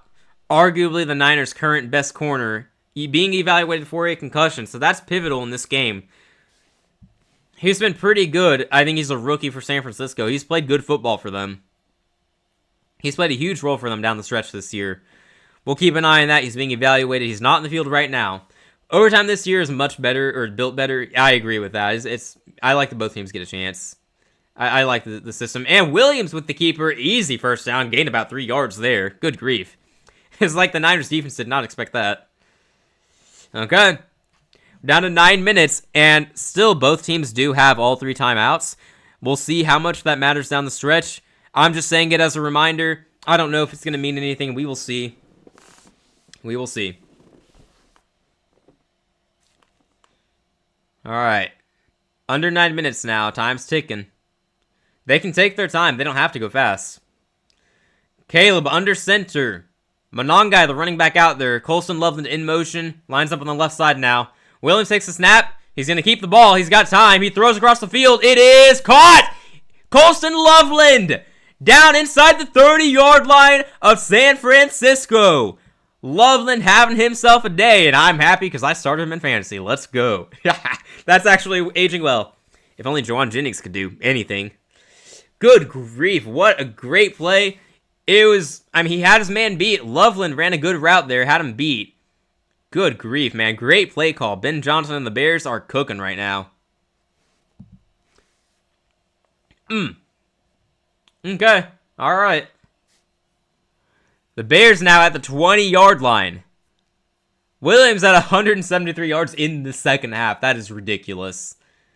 He's going to pitch this ball to Monongai. Oh, wait. This is blown dead. Blown dead. Flag on the play. Delay of game on the offense. Ugh. That's lame. Random thought, but are we fearing the Saints next season? I fear them in one regard, that Bryce Young apparently can't beat them. They are his kryptonite, apparently. So for that reason, yeah, we fear them, because for some reason, they always play us well. I don't know. I do think Tyler Shuck looks really good. I also don't think he's going to be any better than he's been down the stretch this year. I also think part of it is a product of having to throw the ball, because they don't have a run game. They're down their top 3 running backs right now. Taysom Hill, I think, is their top running back, basically. Maybe somebody else reclaimed that role today, but yeah. Gonna hand this ball off in 1st and 15. Monongai gonna gain about 4 yards, get most of the penalty yardage back. I don't fear the Saints immensely, but it's just they're gonna be a tough out next year. They were tough out down the stretch this year with Tyler Shuck, and that locker room was buying in down the stretch. They're gonna be a tough out next year. Seems like Kellen Moore is also a pretty good head coach, so dang it. Loveland doing good for me too. Nice. There we go. I'm guessing for me it's not going to be enough, but I can cling on to hope at least. 2nd and 11 here. Shotgun formation. Loveland out there again. Monongai the back out there. Checks it down to Monongai, who's going to get hit immediately. Only gains 2 yards, maybe 1. It's going to be 3rd and 10. Oh, hold up. Hold up. They just threw the flag. Monongai's smiling. Hold up. What's it going to be? I have no idea what happened. Looks like Loveland and Bethune of the 49ers defense, they were fighting. I don't know who they flagged, though. Hold up. Oh, man. Unnecessary roughness on the defense. The Bears get the first down by penalty. Good grief, man. And the rules expert, rules analyst, whatever you call it, is saying that's the right call, so... Gosh, man. 1st and goal for Chicago now, I believe. Wow. So the Bears are knocking on the door here. They might be looking at their first lead since the start of the game when they had the pick 6. From the 10, Williams, rolling out, play action. Gonna get rid of this fast to Loveland with the catch for 1 yard. Alright. I don't know what to think of Bryce at this point. Our fan base is always switching up, divided on him. Personally, I'm giving him 1 more year. Yeah, I feel that. I don't know what to think. I mean, he's not consistent enough. Hopefully, he can put it all together next year, I guess. But yeah, we don't have any better options. That's the thing. Like, he's gonna be our guy next year, and I support giving him 1 last shot. If he doesn't get it together next year, though, like, we gotta move on, right? 2nd and goal here. Williams is gonna shovel this to Monongai. He's not gonna gain anything, though. Gosh.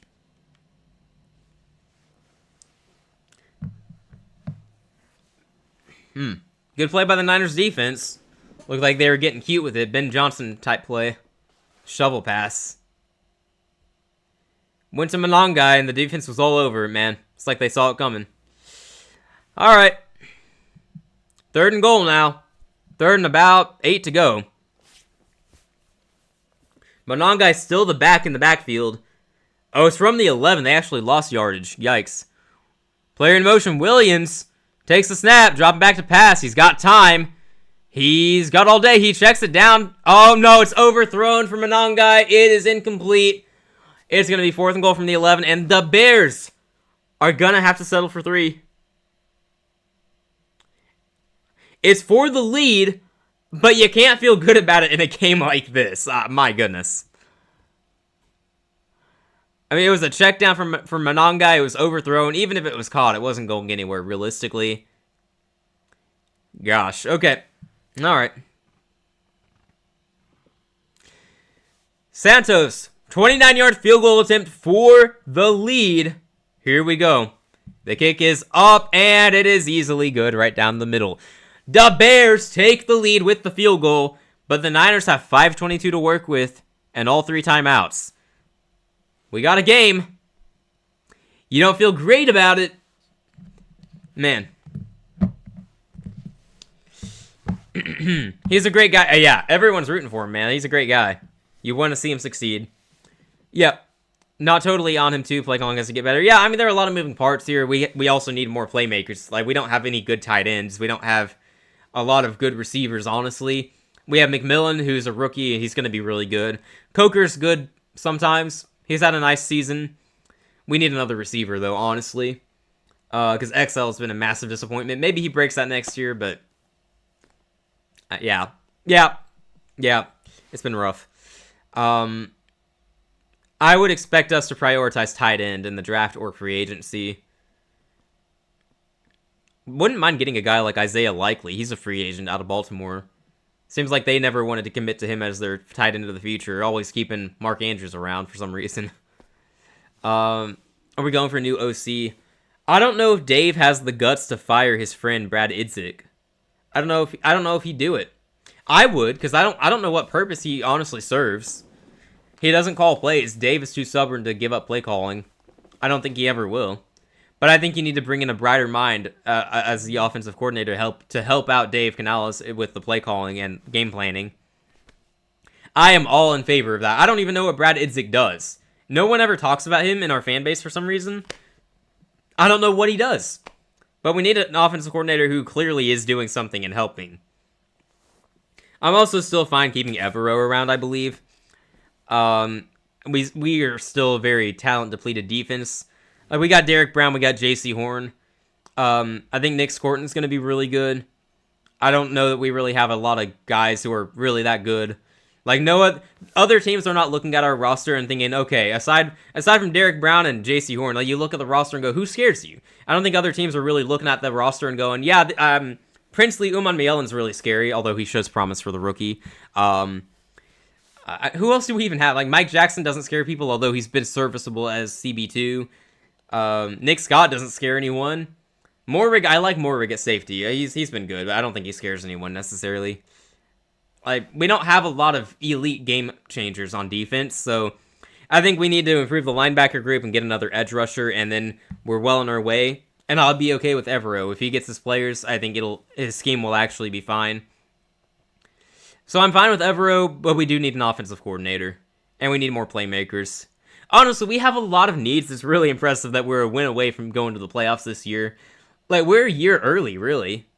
Like, being honest here, we are a year early. It's good to see. Alright, we got kickoff here. We'll see if the Niners return this one or not. Into the landing zone. He doesn't pick it up immediately. He dropped it. He still manages to get it up to the 25-yard line, though, so no harm done. They're close. That was almost scary, but we good. That was almost very, very concerning for them. All right. Yeah, Evero is a proven guy. He just needs better pieces. Problem is, we tried to break apart the defense to try and patch up the offense. Yeah, that's why this is such a lengthy process. We had to part with certain pieces here and there to build up other things, and the offense has been a very slow build-up, so. McCaffrey gets the carry on 1st and 10, gets about 3 yards. Yeah, I mean, we're headed in the right direction. It's the least we can ask for. We keep making moves in the offseason, we could be contending next year.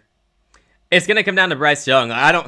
If Bryce is on his best game for a few weeks at a time, he can lead us in the playoffs and go on a Super Bowl run. Because we're talking about our quarterback of the future. He needs to be someone we believe can win us a Super Bowl. Do we believe Bryce Young can do that? When he's on, he's on. So yes, he can do that. But when he's off, he's the worst starting quarterback in the league. So that's the roller coaster experience we've had. Purdy has all day to throw. Pressure coming now. He throws. It is incomplete. Pass broken up, looking for McCaffrey. Gardner Johnson got in there and said, nuh-uh, not happening. 3rd and 6 now. Yeah, I'm so glad we have this after the boring game earlier. Yeah, this has been a big relief. All right, big 3rd down here. Big 3rd down. You have to wonder, is this going to be 4th down territory for San Francisco? Bills shocked me. They face a good defense, and Allen can't do it all himself. They do struggle. It's tough for them. He can't always win it. Purdy, pressure coming. He gets rid of it. It's caught by the tight end, who gets the 1st down. Keeps the sticks moving. Great play by Tongs, the replacement for Kittle in this game. That'll bring us down to about 4 minutes left in the game. Keep a close eye on the clock, man. Coming down to the wire. Oh, Tonges apparently is how you say his name. I've been saying Tongs because I never hear his name. My bad. I'm saying it wrong. Okay, Purdy dropping back to pass. He checks it down to McCaffrey. That's going to be caught for about 3-4 yards. Not a whole lot to say in that one. Just a standard check down. All right, that brings us down to 3.5 minutes. We'll see how much time they kill here. 3:40 right now, 30 seconds left on the play clock. They can take it down to 3:10. And if I'm San Francisco, I do want to kill all the time. I don't want Chicago to have a chance to get the ball back with a chance to win. You don't want to score immediately here. You have to be mindful of the clock. And I know Shanahan hasn't had the greatest history in that regard, but I'm sure he's learned his lesson, right? Purdy dropping back to pass. It's going to be a screen type play. Oh my goodness, he dropped that. Ton just dropped the ball there. There's a flag, though. It's a flag. It would be a 3rd down. We'll see who the flag is on, though.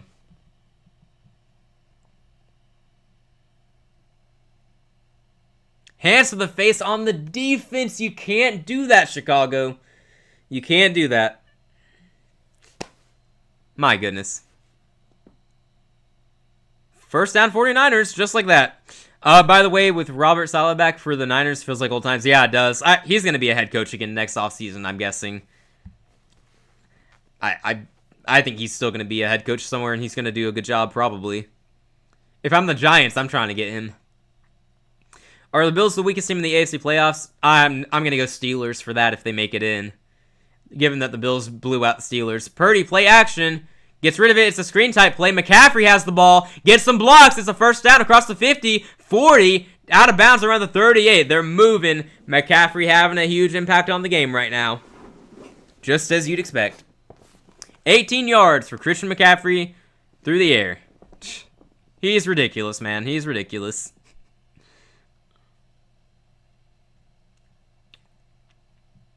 He is absolutely ridiculous.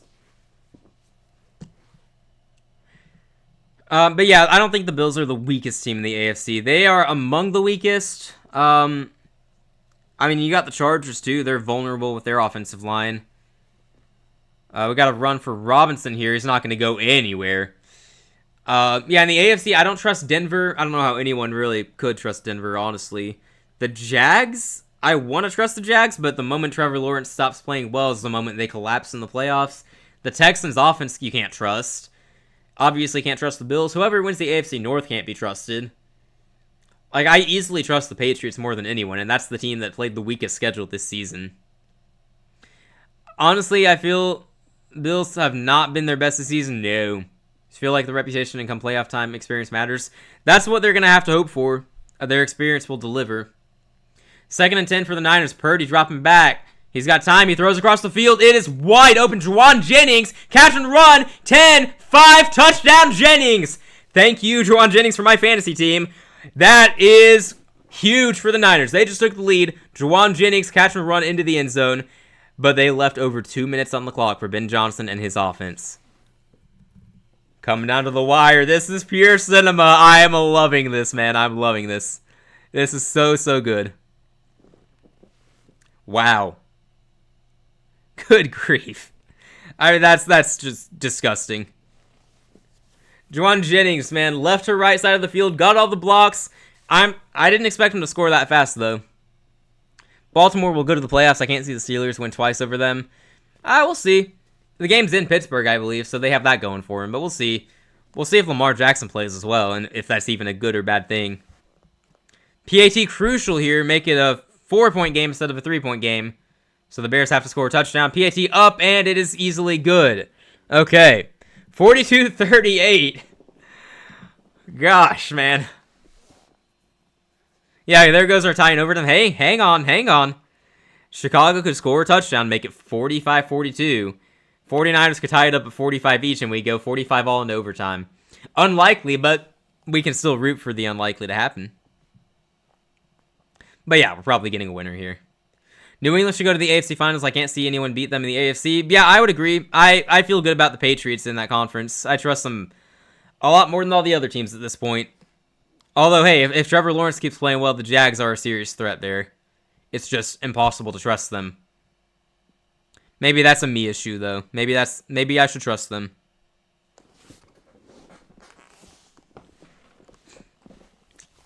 All right, well, we got a commercial break here. Let me check Twitter, see if anything has come out about the game schedule or injuries or anything. Just got to be sure. Brock Purdy has 10 touchdowns in his last 2 games. That is disgusting. Absolutely disgusting. Game of the season, right, guys? Like, I don't know how it wouldn't be. I don't know how the game's going to end here, but so far, with 2 minutes left, this is the game of the season. So glad that we are on for this. This has been awesome. I'm scrolling here. I'm not seeing anything right now. Alright. All the action and entertainment will be in the NFC playoffs. I do think those will be far more entertaining. And there's a higher likelihood that a lower seed, a wildcard team, goes on a run. Although, honestly, if there's ever a year where 2 wildcard teams make it to the Super Bowl, it would be this year. It wouldn't even surprise me the way this season has played out. Yeah, their biggest issue is inconsistency. I think that's true for a lot of teams in the playoffs, too. Just inconsistency is killing them. Definitely true about the Bills, though. They did beat the Pats in their last meeting, true. They also almost lost to the Browns last week, and then lost today. You don't know what you're going to get week to week. It's got to be on Josh Allen to win them the games, though. That's my guess.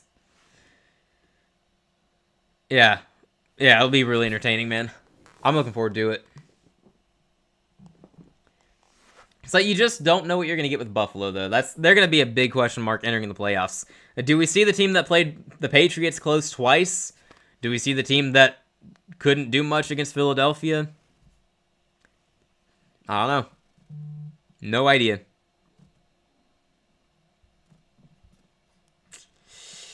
All right, here we go. Yeah, their issue sounds a bit familiar. Yep. Funny how that works, eh? Unfortunately for us.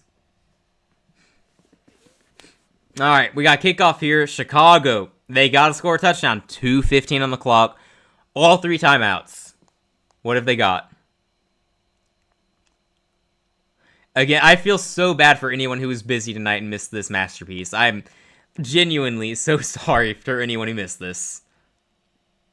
I mean, this has been awesome. Game of the season. One of the best, it's going to be one of the best regular season games I've witnessed, man. I don't know what I previously would have said was the best regular season game I've witnessed. Chiefs-Rams would have been one of the first that came to mind. Now this is going to come to mind. This is awesome. 2:15 on the clock, all 3 timeouts. They're not sweating it. Can Caleb Williams lead his team on another game-winning drive? He's done it several times this year. The comeback Bears. What have they got? From the 35, shotgun formation. They can run it if they want to, and they are. Swift gets the carry. He's going to go for about 5 yards, and that will take us to the 2-minute warning. All right, I'm excited. I don't know where this is going. I don't know who's going to win. Honestly, both teams deserve to win based on their offense. Neither team deserves to win based on the defense. Goes both ways, huh? Wild stuff. And a casual reminder, and I know it's been talked about a lot, but if the Niners win tonight, they play for the 1 seed next week. If the Bears win tonight, they still have a path to the 1 seed, but they do need the Niners to beat Seattle next week. So, yeah, and then there's Seattle just saying, hey, all we have to do is win next week and we're the 1 seed. So, yeah. A lot on the line here for sure. Got a commercial break here at the 2-minute warning. I'll do my standard Twitter check just in case. There's definitely nothing new. Is Daniel joining you for Bucks-Panthers game if it happens on Saturday? Honestly, I do not know. I have no idea. I haven't talked about it with him yet. And I guess I'm not going to get to until probably the day we do our predictions, because he's out for most of the week. I think until Wednesday. He gets back Thursday. We'll have to figure that out at some point. That would be an interesting experience for him, because he's not very passionate with his reactions the way I go kind of crazy when my team's playing. I wonder how he would handle me losing my mind. I'm sure it'd be fun. We will see. I don't know if he's busy or not. We'll have to wait and see. Oh, yeah, here's the meme. NFL memes with it. The 49ers and Bears on a random Sunday night in late December. And it's an image of the Rams-Chiefs game from 2018. Yep. Just giving the same vibes. Gotta love it.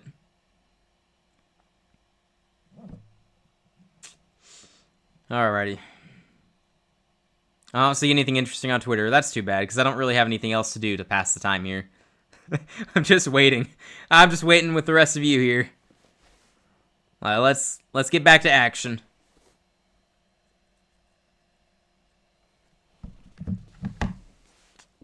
Alright. So the schedule release apparently is coming up in the post-game. So we'll stay on for the post-game because we do care about the schedule. We need to know. Matters for us, matters for our schedule in real life. I don't care when the game is. I'll be on for it. I will be here. But I hope it is a standalone game because that will make it easier for me, honestly. All right, the Bears, they've got 6 wins when trailing in the final 2 minutes of the fourth quarter, the most in a season in NFL history. They've already set a record for that, trying to extend it here. It's ridiculous. I mean, we said this game is probably coming down to who has the ball last. We'll see if that ends up being true. Chicago 2nd and 5 from the 40. Here we go. Swift in the backfield. Shotgun formation for Williams. Here we go. Takes the snap. He's got protection. Looking to throw.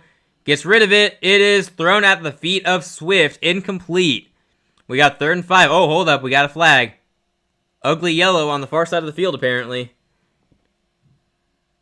Prior to the pass. Holding on the defense. Automatic first down for the Bears. What are you guys doing, San Francisco? Gosh, man. Yeah, near 200 yards is insane. Purdy's 3 touchdowns. Is it 3? I think he has 5 total if you count in the rushing touchdowns too, which just makes it even more ridiculous. Caleb's 281. Like, this game has been electric. That might be the best word for it. Insane, ridiculous, mind-blowing, whatever words you want to use. Like, this is ridiculous. It's now 1st and 10 at the Bears 44 after the penalty helping them out. Shotgun formation. Caleb dropping back to pass. Looking to throw. He does. It's batted into the air. Incomplete. It will not be picked. No one's close enough to do that. 2nd and 10. Clock stops at 1:51. Reminder, both teams have all 3 timeouts. That does matter. There is still a world where the Bears score too fast and then the Niners get the ball back and tie it up, which is what I'm rooting for because I want 45-45 overtime. Please, give us that. We don't ask for a lot as fans. Just give us that. It won't happen, but please, please, give us that.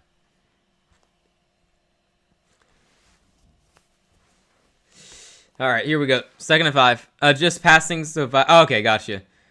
Williams gonna check this down to Swift. He's gonna catch and run and get about 7 yards. So it's across midfield at the 49. 3rd and short coming up. This is critical. It's crunch time here. Okay.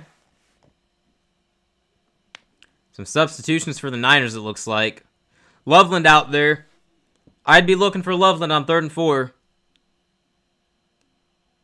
Looks like a timeout's going to be called. All right, we will wait to see the pivotal 3rd down in this play. Timeout is called on the field. The Niners burn one. Got to think this one through. This is crazy stuff, man. This is just crazy stuff. Crazy stuff. 3rd and 4. Could be the game. Never in my lifetime seen a 45-45 overtime. Yeah, that'd be new for me. It's ridiculous that could happen. Even in college. That's fair. I see you saying that. You only see that in college. I can't even think of a time that happened in college. I'm sure it has. But this is rare. These are just 2 great offenses playing great football tonight, going toe-to-toe with each other.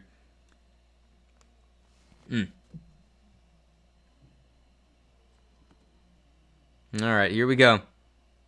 Here we go. Monangai coming into the game for the Bears. He's the running back out there. Burden back in the game too. Got Loveland out there. You got Moore out there. You got all your guys out there. Caleb Williams, empty backfield. Pressure's coming. He's got protection, though. He's rolling out. He might run for this. He's going to pick it up with his legs. Good stuff, Caleb Williams. He is clutch, man. He makes plays. He absolutely does. 1:17 on the clock now. Keeps the chains moving. Great play by Williams. Saw the green in front of him and took off. You love to see it. All right. Fresh set of downs now, 1st and 10, 1:17 on the clock, keeping a close eye on that clock. That is pivotal here.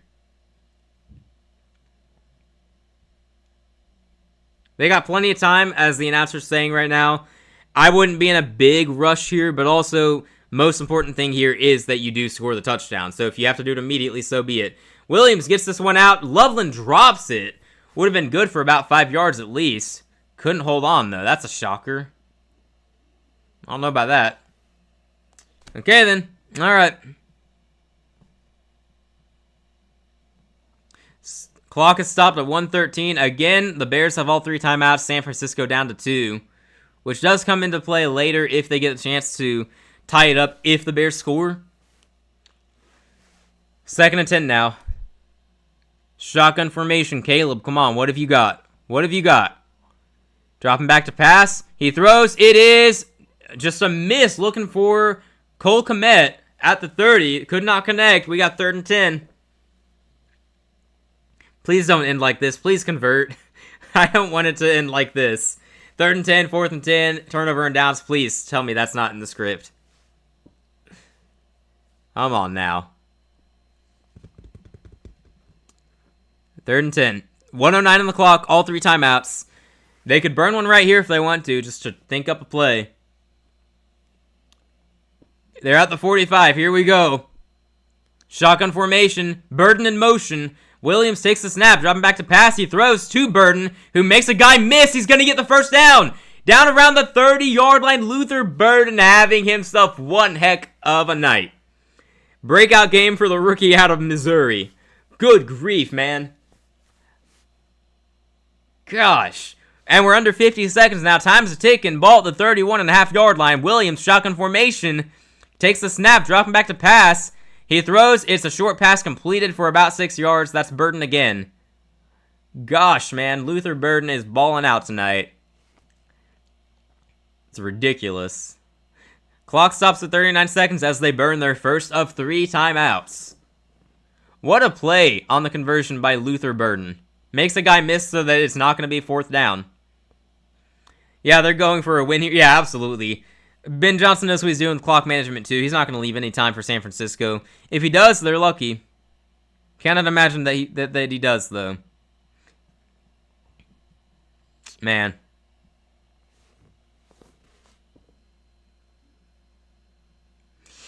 Alrighty. It's far from over. Could always see something crazy happen. Burden, 8 catches on 8 targets for 138 yards in this game. That is gross, man. What a breakout game for him. All right, 2nd and 5, 40 seconds on the clock here. From the 49ers 26, they must score a touchdown. Shotgun formation for Caleb. Swift in the backfield, blocking. Williams, pressure's coming. He's going to have to get rid of this, and he does. Short of DJ Moore. A little more air on it. He could have gotten it to him, but he didn't. 3rd and 5. Good call to bring pressure. It's 3rd and 5 now. They got 2 plays to pick up the first down and more. That sucks. I mean, DJ Moore is wide open on that play. If Williams could have been able to get that to him, I mean, he should have been able to. Like, Moore is wide open. And not just that, the green space in front of him, he's probably getting a touchdown. Oh, boy. Yeah, I would love that too. Chicago touchdown, Niners field goal. If he had just made that throw to Moore, man. Shotgun formation again. Burden in motion. I imagine they're looking for him. Williams, no, he doesn't go to Burden. He goes to... No, he does go to Burden. He dropped it. No! Oh, no. They put Burden in motion. They aimed it to him, and he dropped it. Oh, man. That brings it to 4th and 5, and this is the game. He has been outstanding, the rookie out of Mizzou. They turn to him again, and this time he does not deliver. That hurts. Someone's got to step up here, man. It's 4th and 5. This is the game. Honestly, if I'm Chicago, I may take a timeout here, and that's what they do. They take a timeout. They're going to think it through. They're going to make sure they have the right play. This is the game. You have to have the play here. Have to have the play. Good grief, man. It's ridiculous.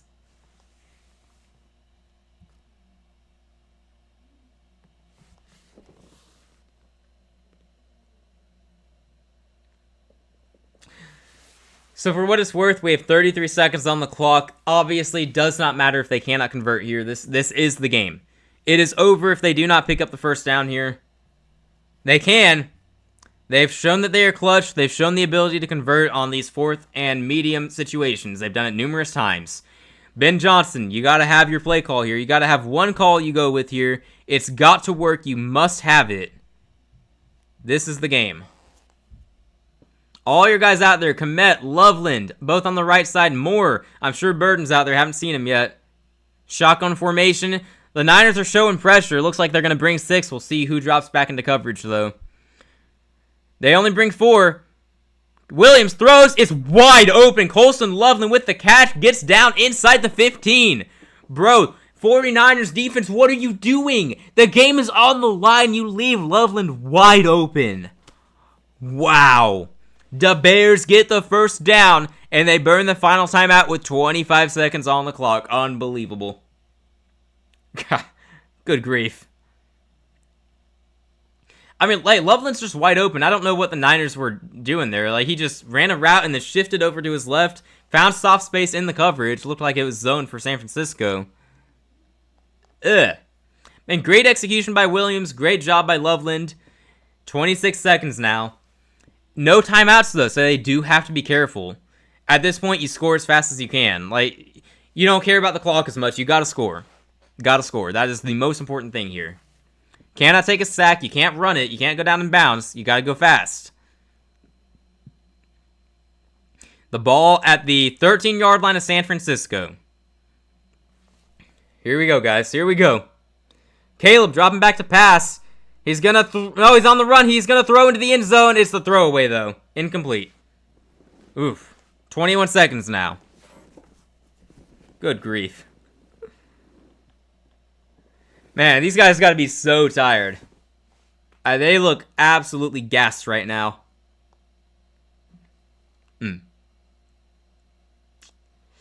21 seconds now. You might be throwing into the end zone here. You got to be careful. You have to throw to the sideline or you throw to the end zone and go for it all. I don't think there's much of an in-between at this point. Still at the 13, shotgun formation. See if they get a matchup they like or not. Williams throws. It's to Loveland. It's a lateral play. It's Swift who has the ball down at the 2. But 13 seconds left. They got to get up there. They got to get up there and spike it. They got to stop the clock. Can they do it? It's spiked. 4 seconds on the clock. They get one play at this from the 2-yard line. It's the hook and lateral play to set them up with 1st and goal. They spike it with 4 seconds left. The guts to call that. The absolute guts you have to call that play. Wow. I mean, that's ridiculous. Wow. Here we go, man. It all comes down to this. It is one play. Either they get into the end zone and win, or they come up short and they lose. If I'm San Francisco, I'm calling a timeout here. They snap the ball. Williams has a guy open, but he doesn't see him. He's rolling out. He's scrambling. Come on, Caleb, what have you got? He's looking like a magician. He throws. It is incomplete. It's over. The 49ers hold on and win.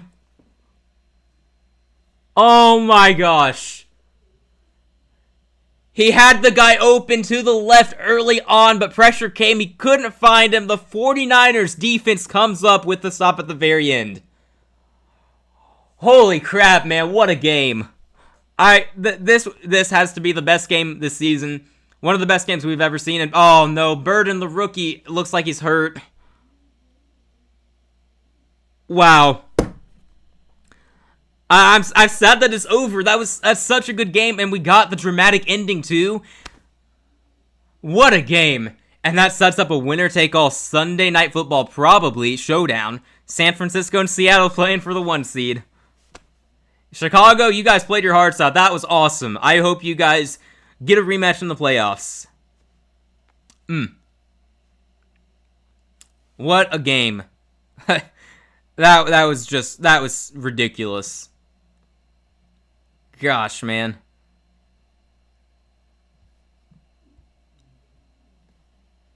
And Burden is hurt. He's still down on the field. I hate to see that. Like, very end of the game. Breakout game for him, too. That sucks. Watching the replay here, I was pretty sure Swift was open. Maybe not. Maybe I'm just dumb. Williams just couldn't get to him, though. Everyone's guarded on that play. Just great defense when the Niners needed it. Wow. Well, that is absolutely tough for the Bears. That's heartbreaking. They've won some heartbreakers. They've dealt heartbreak to other teams. Now they've lost a heartbreaker. Oh, wow. And the Niners, somehow, they're 1 win away from the 1 seed. That's insane. What a game. Just what a game. That was amazing. So glad we were on for that. And now we wait and see the schedule for next week. We should get it fairly soon. Checking Twitter right now to see if anything's out there. I'm pretty confident it's going to be Sunday Night Football, 49ers, Seahawks. Saturday night's going to be Steelers, Ravens, and we are going to get the other Saturday game. That's what I'm guessing. We'll see, though. We'll see. That game was just nasty. Yeah, great game by both teams for sure. Absolutely. Prayers for all the injuries and all NFC teams to get healthy. Man, let's hope so. The injuries have got to stop. It's ridiculous. Definitely the game of the season. Sad for Chicago. Happy for San Francisco. Yeah, absolutely. Game of the season. I don't know what else would really be in the discussion, honestly. I guess Seahawks, Rams. I could even argue for Panthers, Rams earlier this year. I know most people won't, but that was an amazing game. I mean, nothing comes close to this. This was amazing. Man. Well, we'll stay on here until we have the schedule because we do want to react to that and then reveal any plans we have for that. See if our prediction is correct or not. No telling what they'll do. Nothing on Twitter yet. They might have to reveal it in the post-game show. They said that the announcement would be in the post-game, so I'm just kind of hoping it goes online beforehand so I don't have to wait. But it's alright if we do have to wait. Hopefully worth the wait for us. Man, that game was ridiculous. So glad that we were able to catch that game. Gosh, man.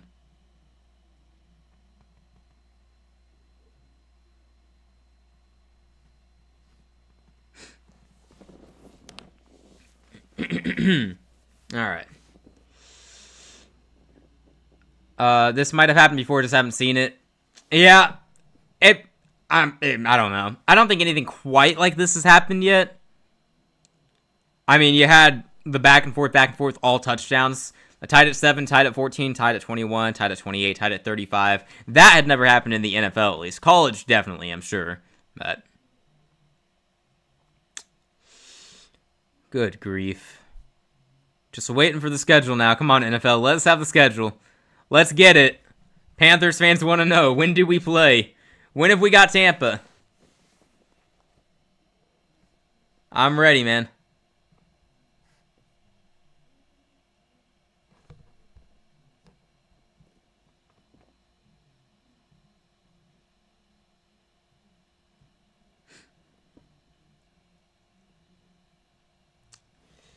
Alright, nothing yet. We got a commercial break right now. Also keeping an eye out for injury news. Hopefully Luther Burden will be alright. Let's see. Oh yes, the Eagles remain alive for the 2 seed if the Bears lose next week and Philadelphia beats the Commanders, which they're gonna beat the Commanders, probably. And the Rams cannot win the division now, so they are going to be on the road. That's crazy. I guess they're playing for the 5 or 6 seed now. Okay.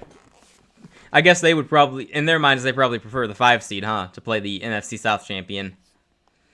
Oh, here we go. Alright, okay, the Week 18 schedule. We have Saturday, 4:30 Eastern on ESPN or ABC. We got the early game. Seahawks 49ers is also a Saturday game. They get the Saturday night game. Okay. Just like we thought, we got the Saturday game. There we go. So I guess Steelers-Ravens is going to be the Sunday night game. Okay, they're going to go with the AFC North Championship. Alright, I understand. Bigger markets and all that. So be it. So be it. Tampa, we'll see you on Saturday. Early Saturday game. I'm not scared. When is the Falcons game? Sunday Night Football, Ravens, Steelers. Gotta say, we'll probably be live for that one. We'll probably do Seahawks, 49ers as well, I'm guessing. We'll probably do all of these big games. I'm guessing we will be live for each of them. Definitely the Panthers game. Obviously, got to do the Panthers game. That is Carolina football, man. So they give us the early Saturday game. We will be here for it. Oh, man. All right, guys. It's all coming down to Week 18. We are ready. I don't know what's going to happen, but we're ready. What a schedule that's going to be. What a schedule. Saints-Falcons, they play on Sunday. So if we lose to Tampa and if Atlanta wins tomorrow, we will have to watch that game. And if Atlanta wins tomorrow and we lose to Tampa, we'll be on for the Falcons game next week. Hate watching New Orleans. All right, well, with that reveal, I guess there's not much more to say. We will absolutely be on for the Panthers game. We'll be able to do the whole game, too, so that'll be a nice change. Can't always do the whole game. We'll probably do...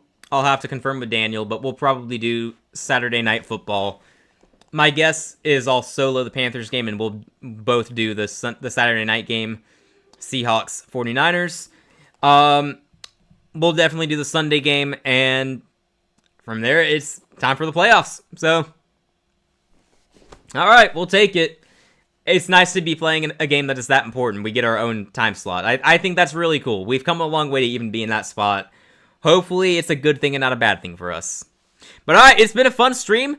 Game of the year. So glad we got this game. We'll be back next week for the Panthers game. Obviously, we'll have all of our usual content out this week. I'll actually get my rankings video out at some point this week. I didn't have time to last week, but I will do it this week. My last rankings of the season until the playoffs.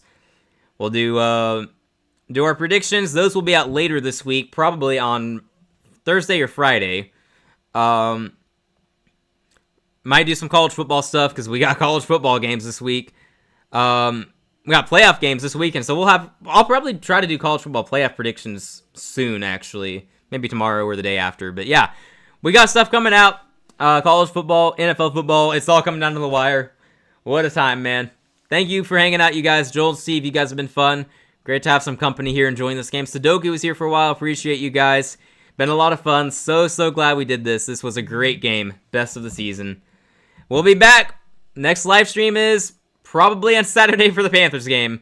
So, or you know what? Actually, I'll probably do the Georgia game on Thursday. But anyway, thank you guys. We'll be back next time. Hope you enjoyed. Take care, everybody. Enjoy your night. See you all next time. Take care.